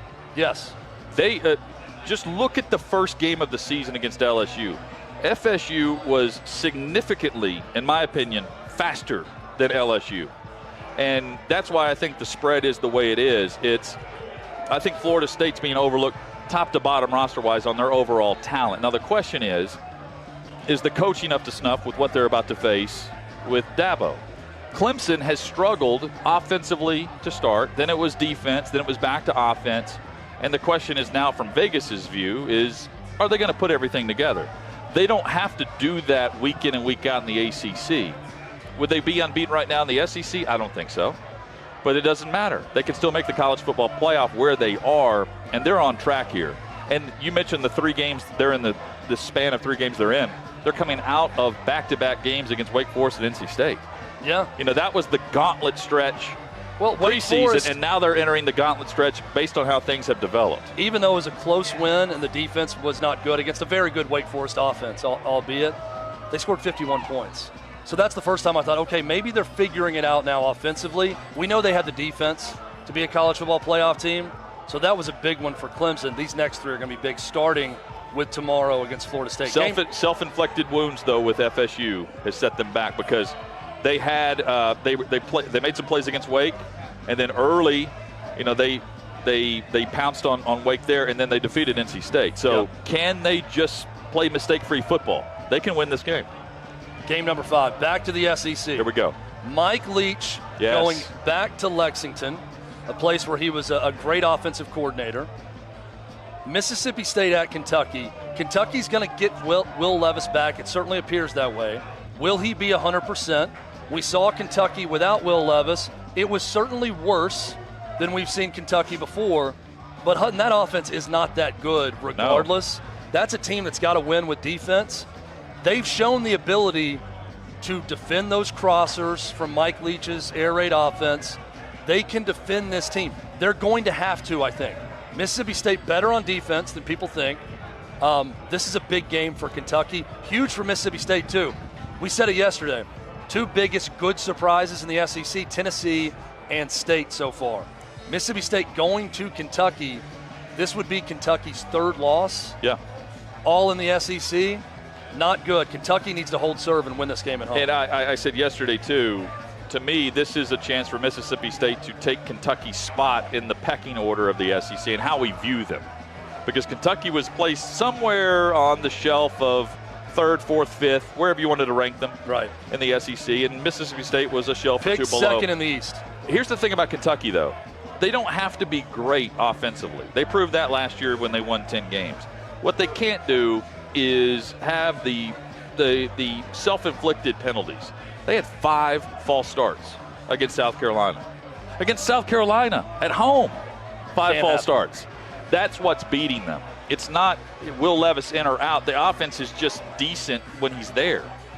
Defense and mistake-free football and the run game, ball control, staying in front of the chains. That's what allows Stoops to win games at Kentucky. They have not been doing that nearly to the level they did a year ago. Game number 4, Hutton. Stepping out of the SEC, going to the Pac-12. USC at Utah. I love this matchup. USC, Lincoln Riley's first year. They go from 4-8 to undefeated right now with the help of a lot of transfers, including Jordan Addison, who's one of the best receivers in the country. At Utah, this is opportunity number 3 for the Utes to show off all that toughness and resilience and physicality we heard about all offseason with this team. They were supposed to show that off in Florida. They did to an extent, but a late interception by Cam Rising into the end zone ended their chances. They got another big opportunity, this time at home. Utah, a 3.5-point home favorite against USC.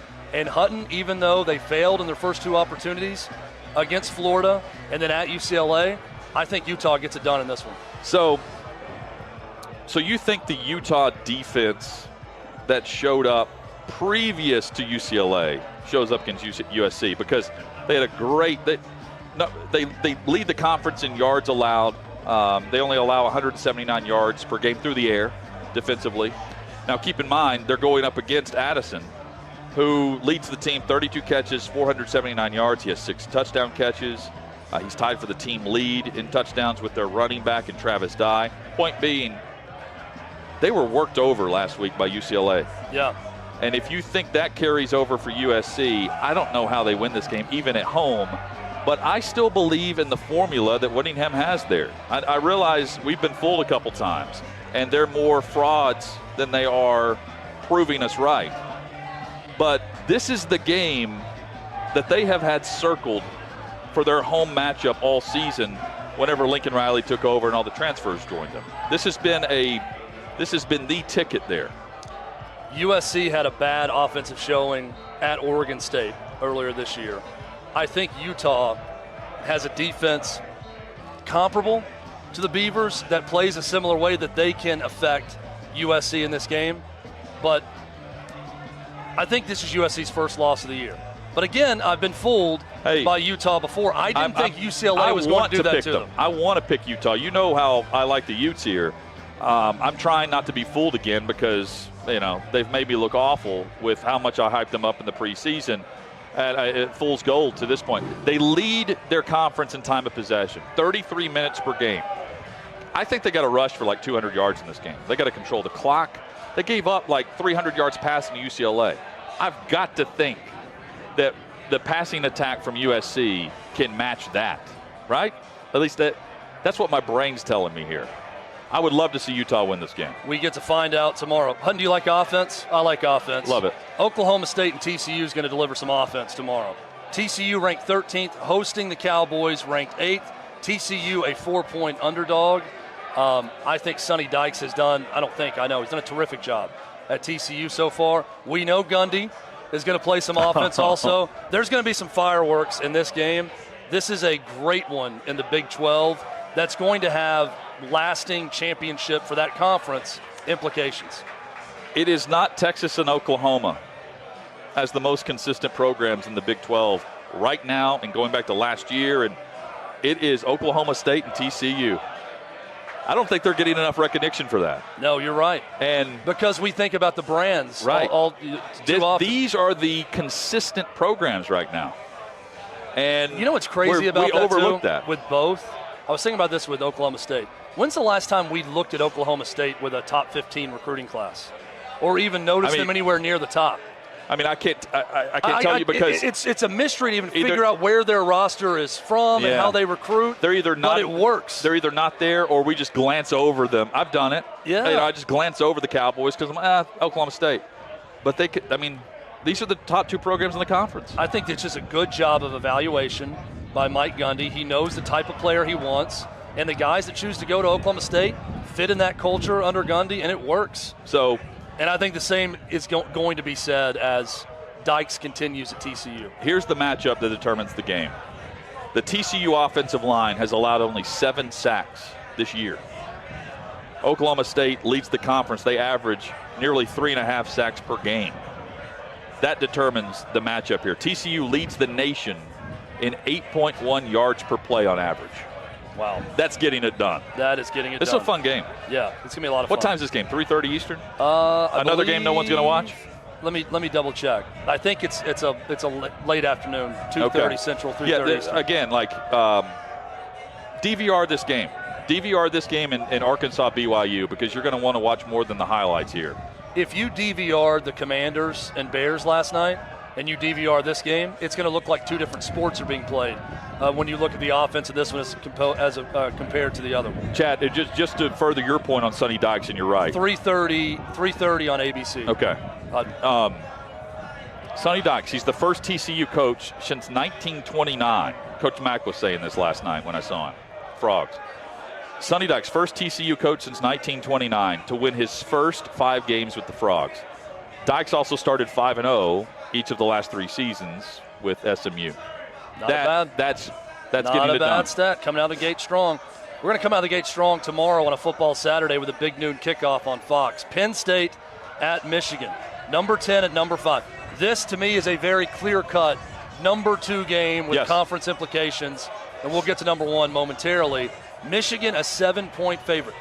James Franklin had the bad COVID year, had a really bad finish to last season. Yeah. But here he is.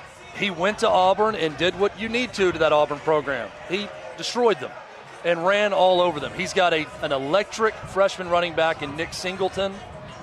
Blake Corum is going to run it also for Michigan in this game. 2 great rushing attacks. This is good Big Ten football. Well, they've got Katron Allen, too. This is going to be a great atmosphere. Yeah. Not as good as the one here in Knoxville, but it's going to be a great atmosphere and huge game for the Big Ten.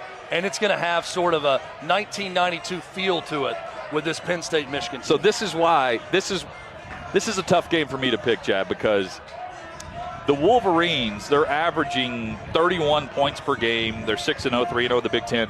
They're unbeaten, but they've played lesser opponents, right?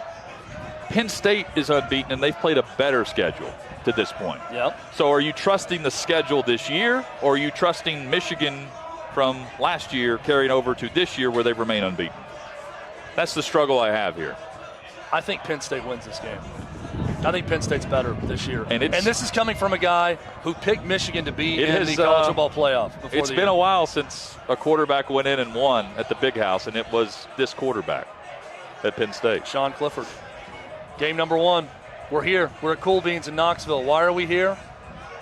Not because we do the show in Nashville and it was a short drive, but because the short drive led to the center of the college football universe. Alabama at Tennessee, 3 at number 6. Just like Michigan, Penn State, it's a 7-point spread, but the road team is favored in this one. Alabama, a touchdown favorite in this one, Hutton. We've been previewing it throughout the week. We've talked about it today a lot. I think this game comes down to a number of factors. The biggest one is Bryce Young going to play? And how effective and how healthy is he in this game? If he does, if he's close to 100%, if that non-throwing shoulder is not an issue, I think Alabama's the more talented team.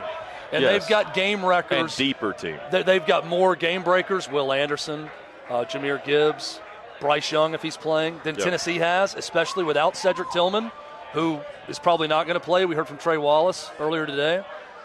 They've got bigger playmakers. They're deeper. They've got more talent. I think they win. I don't think it's a blowout because Tennessee has been so good offensively. They're going to have a puncher's chance. Well, they're not going to be in this rattled game. by the moment. Yes. Yeah. Now, if it's Milroe in this game, it comes down to, is what we've seen from Tennessee in run defense a mirage? We're going to find out because this is far and away the best back they faced this year. Chad, when we come back, let's dive a layer or two deeper in this matchup. Let's do it. Because I want to point out some highlights with the Tennessee offense and the matchup within Saban's defense in this game tomorrow that determines, I think, the outcome here. Can't wait. For Hendon Hooker and others. We'll also give some picks around the NFL, previewing all the big football games on OutKick 360. Hey, I'm David Hookstead, host of American Joyride, a podcast where we shine a spotlight on patriotism and American exceptionalism. Take a look. This is something, again, that I really like to ask military guys because I feel like they have unique perspectives. Sometimes that surprise people. But most importantly, in my opinion, anyone who's sacrificed on any level tends to be very grateful or more grateful than just your average person. So when you hear people maybe say that America is a terrible place or that we're an evil country full of evil people, do you kind of cringe when you hear that? Like, what's your reaction when you turn on the news and it's just nonstop negativity around the clock about how awful this place is? Well, I actually don't turn on the news anymore because of that. Smart. It's one, not true. And it's unbelievably toxic how that mindset and hearing it all the time. Even if one, you believe it, then you go around believing that about your own nation all the time. Like, that's a horrible way to feel about who you is. They're not leaving, right? They're not finding a more noble country to go to. They're just staying here and they're sulking and they're spreading this horrible idea about how shameful we should all feel all the time. And I don't want to live that way, but I don't believe it. And so listening to it just pisses me off. I don't think that anyone is really able to say that with a straight face unless they have paid no attention to world history. Right. Like, it takes a real level of ignorance of history to say that America is unique in its cruelty. Like, it's just absurd. It's really, we're not void of it, but we are certainly not unique in it. I went on a bender around the time I went to Naked and Afraid because I felt like I could use these books to harness a better perspective and get me through the suffering that I anticipated. And they were recommendations by Jordan Peterson, who I like to, listen to a lot of the things he says. He's a very interesting person as well. But I read The Gulag Archipelago. I read Mao's Famine, Unit 731. The old Japanese torture unit. Oh yeah. I read The Making of, what was it? It was another German book about the psychology of how they got these German policemen to do murders who were just regular cops. Oh, yeah. I think I know what you're talking about. And it's about how, like, none of them opted out of it. Like, they just all were okay. I know the book you're referring to. Yeah, man. And sort of the peer pressure involved, or the, how that happens. I read all of those books, and I'll be honest, it probably took me 3 or 4 months to get over them. Like, Unit 731 with the Japanese torture camps was specifically difficult. The Rape of Nanking, that was another one. Holy hell. Like, how could you look at America and honestly believe, like, yes, we had slavery, but slavery was brought here because it was everywhere else, right? Like, this was the place everyone was going. We didn't invent it here, but we did get rid of it. And we killed a whole lot of people to do that. And I think that the people that say that, one, are either trying to be trendy and different, and they just don't understand what the hell they're saying. Make sure to catch every single episode of American Joyride at OutKick.com.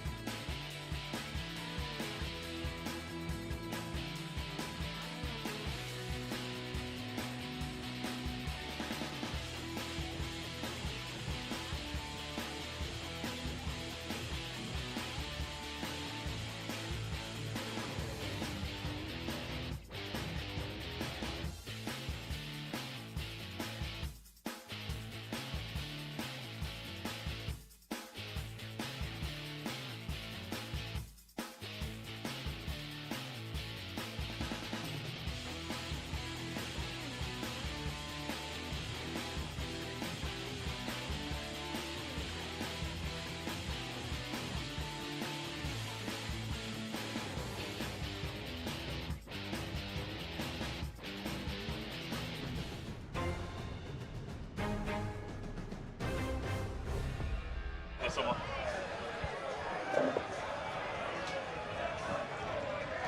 OutKick 360 rolls on across the OutKick network. Big thanks to all of our crew back in Nashville making it happen. Got Tyler, Brooke, Colin. I don't know if Matt's working today or not. Hopefully they're enjoying their Friday. Yeah. We're enjoying a Friday here in Knoxville. Hopefully they're enjoying Those their are the Friday three that I know are there. Matt, shout out to you wherever you are. Matt is on the way to Cedar Rapids, Iowa. What was my response to that? Sounds terrible. Sounds awful. I'm much happier to be here in Knoxville getting ready for Tennessee, Alabama than Maddie is going to Cedar Rapids. Huge thanks to Corey and Davey for hooking us up here as we broadcast live at Cool Beans. I was making my way through. It's packed behind us in the bar. I was trying to go to the restroom during the break, and Davey had to come find me, saying, "Hey, we're back in 60." And they had me pinned in there where I could not. In the bathroom or in the bar? The bathroom's tiny. Yeah. And I could not get out of the door because people try to get in and out of the bathroom at the same time. That's where you got to barrel your way out. You just become a fullback, open up a hole. Corey knows what to do in that setting. You just got to go right through people. Guys, I'm going. I'm seeing it. Hutton's no longer with us. What happened? He died in the Cool Beans bathroom during the commercial break. You just got on the floor and in the sweat box. You went into shock because you're getting surrounded in the bathroom. Would have been better you just walked back bloodied and scarred because you got in a fight trying to exit the bathroom. It's one of the rare places where you are punished for trying to wash your hands because you're trapped right there by the door where you can't get out behind it there. Brooke lets us know that Matt's in Iowa. Godspeed, Matt. Yeah. Cedar Rapids, I think is what I heard. Cedar Rapids. By the way, no one has washed their hands at Cool Beans since 2004. So I can vouch for that. I broke the streak. So, you're the first. Congratulations. All these people you see around you right now that are hanging out having a good time, none of them are washing their hands. None of them. Hit us up on Twitter at OutKick360. For the Colts Jags this weekend, Jonathan Taylor, Nyheim Hines, both questionable for the Jags game. Just pointed that out for our fantasy football players out there. You've got Taylor with the ankle injury. Nyheim Hines, who was concussed after his first snap, first catch in the game last week. Tennessee and Alabama. So, Chad, let's roll through. Tennessee has an offense that is unlike any in the country. When you look at the numbers, you can watch them play and tell that. But let's dive in through the numbers here. The big plays. Tennessee has 16 passing plays of 31 yards or more. That's the most in the country. 12 plays of at least 39 yards. That's also most in the country. Those are game-winning plays. So, when you look at the explosive, you're flipping field position. Even if you don't score, you're flipping field position. And at worst, in many cases, you're getting 3 instead of 7. But in most cases for Tennessee's offense, they're getting 7. That's 1 or 2 easy touchdowns in a game, and that's how you win in college football. Number 2, prioritizing the run game.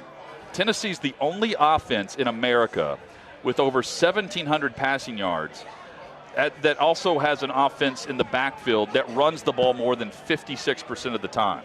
So they throw it all over the yard, but they're able to stay balanced while doing so. I'm not saying that they're great at running the football, but with the combination of what they've done early in the season and pairing that now with Hendon Hooker, that is allowing them to get chunk yards even when they're defended well on some passing downs, where I felt like last year, if it's 2nd and 5, that could be a rundown. It wasn't necessarily last year for Tennessee. They can do that now. And a lot of that, too, is a pass play that Hendon Hooker ends up converting on. But point being, I think the run game's overlooked because you look at this Tennessee offense and you think it's pass and, you think Mike Leach, right? Yeah, and no, it's not that. And Jabari Small is coming off his best game last week against LSU, the Tennessee running back. Big part of it is, and you mentioned it, Hendon Hooker getting involved in the run game. Had some big runs against Florida that helped them in the run game. Had a couple big runs against LSU, helped them get to that 256 yards or whatever it was in the ground in that game. Tennessee does run. I want to go back to that first point about explosive plays also for Tennessee. They get those explosive plays because the way they're going to line up, it's going to force you to go man-to-man, single coverage on someone, right? And they're unafraid to take that shot. Hendon Hooker's great at throwing the deep ball, and they trust their receivers one-on-one. Kool-Aid McKinstry, some of these players, Jordan Battle. There's some great names in this game, by the way. Yeah. Squirrel White, Kool-Aid McKinstry. I'm glad you brought that up. I want to see a Squirrel White Kool-Aid matchup in this game where just out of nowhere, Squirrel White's featured for the first time, and it's a battle with Kool-Aid head-to-head. But Tennessee's unafraid to take those chances. I do think it's a different beast when you're looking at trying to beat these guys one-on-one. Cedric Tillman was able to do it a few times a year ago to get some explosive plays for Tennessee's offense, but it's different against Bama. I want to point this out, though. Do you think that Heupel gets the credit that he deserves for designing these plays and during the week? Let me explain. If Saban pitches, if they hold Tennessee under 21 points, it's the Saban scheme, right? Yeah. If Tennessee puts up 50, Is it the Heupel offense, or is it a combination of individual plays and Hendon Hooker? I think if Tennessee puts up 50, 38. It's going to be name your number that would impress the masses. It's going to be it's Heupel's offensive system, and if they're scoring that, I mean, even if it's 38, let's say, there's also going to be design plays that are wide open. And Josh Heupel is great at 3-4 times a game. Yes. Not just taking a one-on-one chance, but they're going to have some seam to a tight end who's running free. Their offense, because it's going so fast, it also brings about busts, right? And we saw that a year ago against Bama, where there were a couple of big secondary busts in that game for the Tide that Tennessee took advantage of. So I think that's a big part of it as well. And to answer your question, yeah, I think that Josh Heupel is starting to get enough credit for that. Let me rephrase it. It's not even Hendon Hooker individual plays. The credit goes to the speed of the offense, how fast they're to the line of scrimmage, the pace, the tempo. That's what people lean into on why they're doing what they're doing. And I think it's a lot during the week, like 90% during the week, on how they scheme plays open that look like somehow the tempo set a player up because he's tired on the third snap of a series. But it's all by design. And I'm not thinking he's asking for that credit. I just think we're missing out on a really smart game plan week in and week out if we're not looking in more to what they're doing within the playbook instead of, did they snap this football within 13 seconds of the end of the snap or 20? Oh, wait, they had a drive for longer than 2.5 minutes. That's unusual, right? We're normally looking at the pace of play. So I think that there's a scenario where if Tennessee's going to win this game, Josh Heupel has to outcoach Nick Saban, okay? I'm going to say that to start.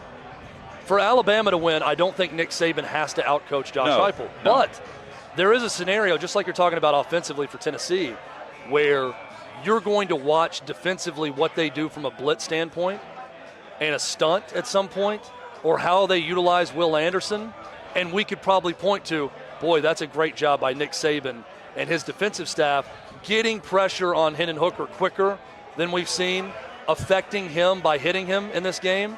We talked about Bryce Young's injury. Hendon Hooker's been hit a lot, and he runs a lot too. So that's a factor in this game, Saban and his defensive coaches and what they do against Tennessee. Run game is extremely important in this game. And let me just emphasize the Tennessee run game with one other stat.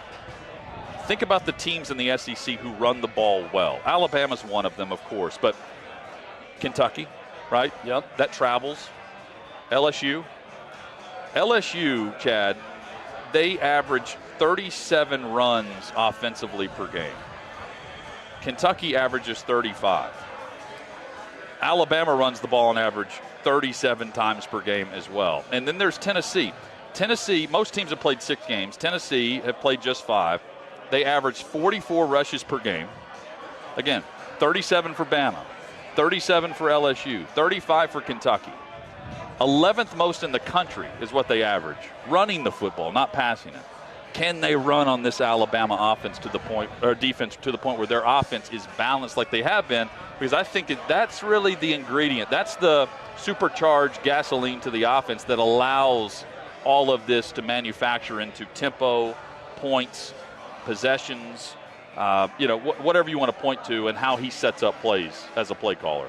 So Tennessee runs it 2 different ways, and one of them is with a pass. Let me explain. Yep. Watch their first down. They're either going to hand it off to Jabari Small or Jalen Wright, or they're going to flip it quick to the outside, and it's going to be a 3-on-2 advantage, right? They're going to have 2 guys out blocking, and they're going to have a numbers advantage.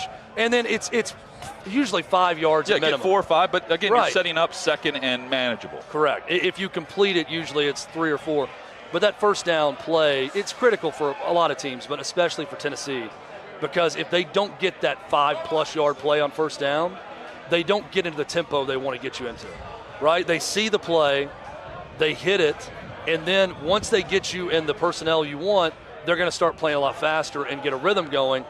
But that's why when you hit on Tennessee's running game against Alabama's defensive front is so important, because what you cannot have happen, this will kill your drive immediately against Bama. Not against everyone. Tennessee's good enough to overcome this against a lot, but if you have a -2 rush, if you go negative on first down, or you're barely getting to the line of scrimmage, Bama's got you a lot of the time. They're giving up 22% on third down this year defensively, the best in the SEC. So that's where they get you. That's impressive. That's where it's danger zone for Tennessee on every drive. Is if when they try to run it, they're gonna run, and they're gonna need to run in this game. But if it's a negative play on first down or they're getting nothing, they're in trouble. Well, keep this in mind too. The run game. Just a final thought, Chad. Tennessee makes you defend the entire field. Can they do that against Bama's defense? To me, that's the matchup within Saban and scheming up how they make them more one-dimensional. There are teams on Alabama's schedule that will abandon the run at some point. Right. Or, they get very one-dimensional one way or the other because that's their bread and butter. That's what they can lean on. That's what they trust. For the most part, Tennessee forces you to defend not only vertically with their offense, but sideline to sideline, either through the run game or, like you're saying, with a quick screen. That's a branch of the run game. They treat it like a run. It's an extended run. Can they stay balanced enough to where you literally have to defend every bit of Neyland Stadium tomorrow? If they do, they're in this game late in the fourth. I agree with what everyone's saying. If not, I think this is a great game that ultimately ends with a possession where Bama gets the advantage and they're already up 6 and they go down and make it a 13-point game. Yeah, I'm watching I'm under the umbrella here that Bryce Young's playing, by the way. Yeah, me too. But every first play of every possession for Tennessee is something I'm going to keep an eye on in this game. It's something I'll be tracking mentally throughout as we're in Neyland Stadium watching. How effective are they and what happens on that drive when they're not effective? Hit us up with your thoughts at OutKick 360. When we come back, we'll give our picks for the weekend, Tennessee, Bama, and much more. I think people should be able to figure out where we're headed with this game, Tennessee, Bama. We'll give the rest of the SEC picks. We'll look ahead to the NFL as well. It's all straight ahead as we get you to the weekend on OutKick 360. Hey, listen, if you missed my show, don't at me. I've got you covered. Take a look. Is there anything Tennessee does? Is there like any tradition that you know of if they get a big win? So they haven't had one in a while, like of this magnitude. But the last time, so it was 1998, Steve Spurrier versus Philip Fulmer. It ends in overtime when Florida misses a field goal. The fans rush the field. It's funny, CBS had those expensive cameras they would put on the goalpost. Well, the goalpost came down. They both ended up on Cumberland Avenue, and then the camera as well ended up in the Tennessee River. So we're going to find out what new traditions they probably have this weekend when it comes to potentially tearing down a post, but they got to win first. But yes, there is some wild stuff that goes on campuses all over, and including Tennessee. So it's going to be a crazy environment Saturday. It's going to be jacked up. I don't know how to explain it. It's like, you're in the middle of Scarface. You put a bunch of fans down. That one scene just sticks his head into the plate. So that's what it's going to be like on Saturday. The most surprising line of the weekend to me, and it all rests on Tommy DeVito, the quarterback, is the fact that Illinois is getting 6.5 at home against Minnesota. Now, Illinois has made a little move here. Remember, Illinois is the team, Brett Bielema was the coach, that went into Wisconsin in a high-pressure, what do they call it in baseball, a high-leverage game. We got high leverage. And whooped Wisconsin's arse. I mean, beat them. Yeah, they did. What happened from that game? Well, Bielema's a hero, and Krista's gone. That simple. 9 to 11 Eastern Time at OutKick.com. Watch Tommy Lahren is Fearless and get exclusive content at OutKick.com. But did you miss an episode? Don't worry, we've got you covered. Well, the virus that causes COVID-19 was first identified in December 2019. And by December 11th, 2020, the Pfizer vaccine became the first to receive emergency use authorization from the FDA. Wow, a year, huh? Not 5 to 10? Not 10 to 15? Just one, huh? That sounds safe. But I mean, let's go ahead and throw all the side effect horror stories out the window. Let's throw Big Pharma a bone and pretend it's safe. Are the COVID vaccines effective? Well, we know now that people have died from COVID after receiving the vaccines, and we know for damn sure by now they don't prevent infection or spread.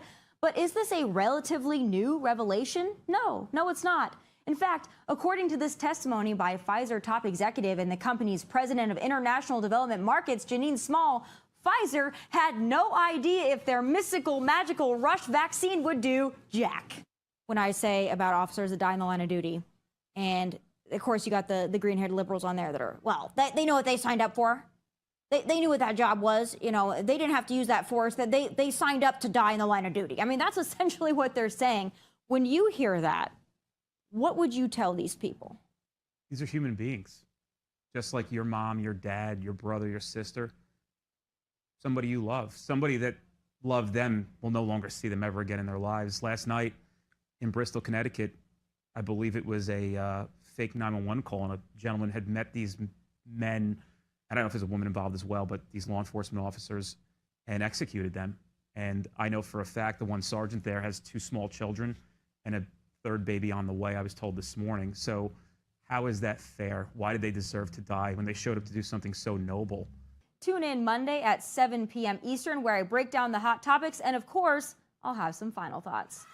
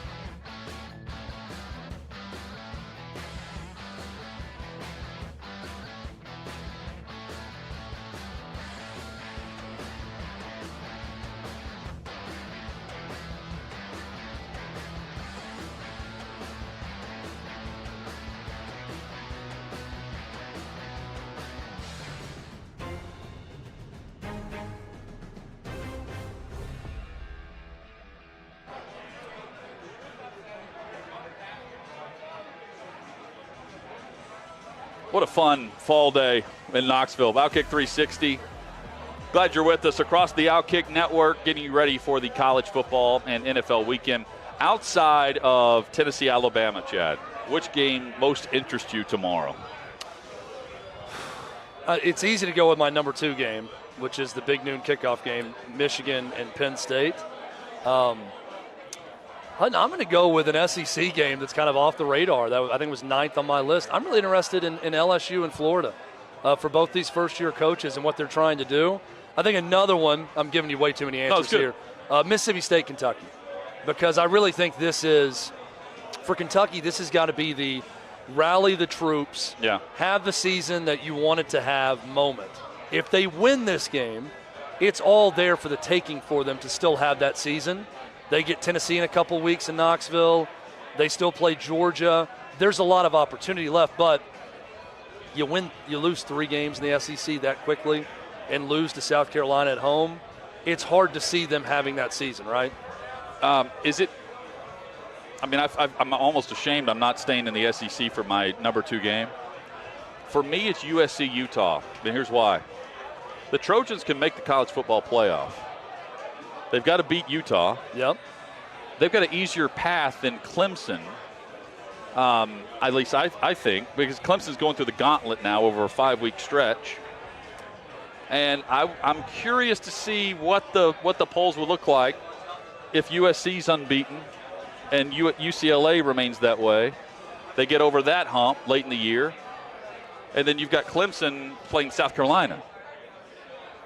So if you have the unbeatens and unbeaten, which way do you go there for the number 4? Again, I'm looking at this through the lens that there's 2 SEC teams and Ohio State. I know, Chad, you think Michigan could get there too. I think USC has a shot, and the way Utah's valued, they've lost 2 games, and they're 20th in the country.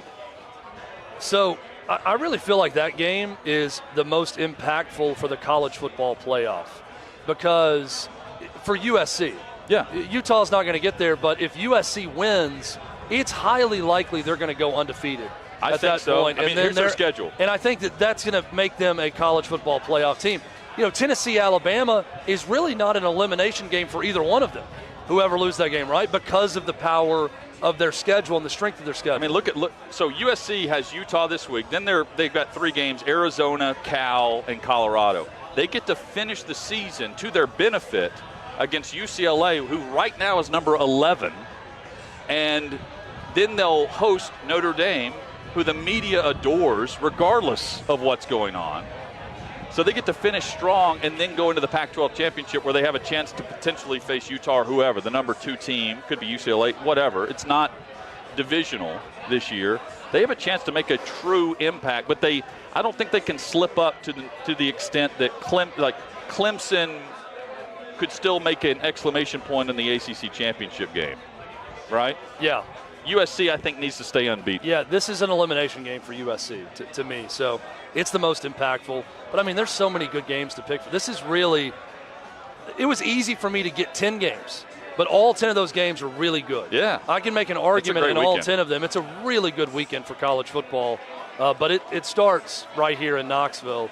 But, again, it's also this does not feel like elimination for either team that loses this game tomorrow between Tennessee and Alabama. Well, let's go rapid-fire SEC. All right. 11 a.m. Central tomorrow, Auburn on the road in Oxford against Ole Miss. This will be Brian Harson's final game as Auburn coach. Ole Miss big. I don't know if it's his final game. I do think the Rebels win. Can they win big? If they do, you're right. I don't know if I trust. What's big? 21, 28 points? The way they run it with Zach Evans, it's going to be a lot bigger running day than what Penn State did to them with Nick Singleton. That's what I expect in this game. We'll save Alabama, Tennessee for the end. Georgia, Vandy, we're taking the Bulldogs. Arkansas at BYU. I am taking the Hogs here on the road, even though I acknowledge this is a very difficult road trip and road environment. It's kind of a culture-type moment and win for Sam Pittman. I think getting K.J. Jefferson back in this game, I'm taking the Hogs as well to go on the road and get the slight upset. Basically a pick 'em right now between those two. I believe, like you believe, I think Anthony Richardson's the better quarterback tomorrow evening, 6 o'clock, ESPN, Florida over LSU. I'm taking Florida over LSU. Mississippi State on the road covers against Kentucky. 4.5 point spread. Yeah. You want to double it? Say it. I think Kentucky wins. I'm gonna go Kentucky in this game. Oh, you think Kentucky wins? I think they pull it back together. And Will Levis coming back. He's not going to make that offense great. And I'm not big on Will Levis, but I think defensively that's where Kentucky can play with Mississippi State. I think Kentucky gets a big home win. Give me Mississippi State. Alabama, Tennessee. We talked about this earlier. You and I have been leaning Bama all week, and we're around the same score. I think it's closer. I think Tennessee could cover this but still lose the game. You think Alabama could cover by a point? Likely no Cedric Tillman. Right. I'm going under the assumption that Bryce Young will give it a go. Me too. Alabama wins this game, 38-30. It's a talent. There's a gap in talent still. Tennessee's offense is great. They're on the right path. Josh Heupel's doing a terrific job. They're not Bama. They're not going to be Bama tomorrow. Bama comes into Knoxville and gets a win. You know I'm taking the Chiefs over the Bills. Chiefs are the home underdog for the first time with Patrick Mahomes as the starter. Who do you take? This is a tough one. I'm going to go Chiefs. I think that they get the I don't know. I've been going back and forth this all week. It's tough. Give me the Chiefs. It's a coin toss in this game. And Sunday night, Philadelphia hosting Dallas. Dallas continues to win. So does Philly. Dallas wins. Cooper Rush plays great, and there's legitimate controversy between him and Dak Prescott. That's my prediction. Give me top flight wide receiver play. Give me Eagles football with Jalen Hurts delivering it to Smith and Brown. That's it for us. Huge thanks to Cool Beans. We are back at it Monday to recap a fabulous football weekend on OutKick 360 across the OutKick network.